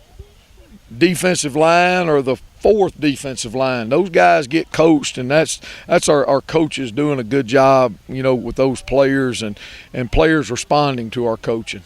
Congratulations on a big victory. You're breaking into new digs in fine fashion tonight. We're excited about it. We look forward to next week when the Tigers come calling. We're going to take a break and hear from our friends at our hometown McDonald's, and then we'll be back with the Machine, Paul Keene, and K-Dog for Statistically Speaking and analysis to wrap this McDonald's postgame show up. So we'll be back after this break.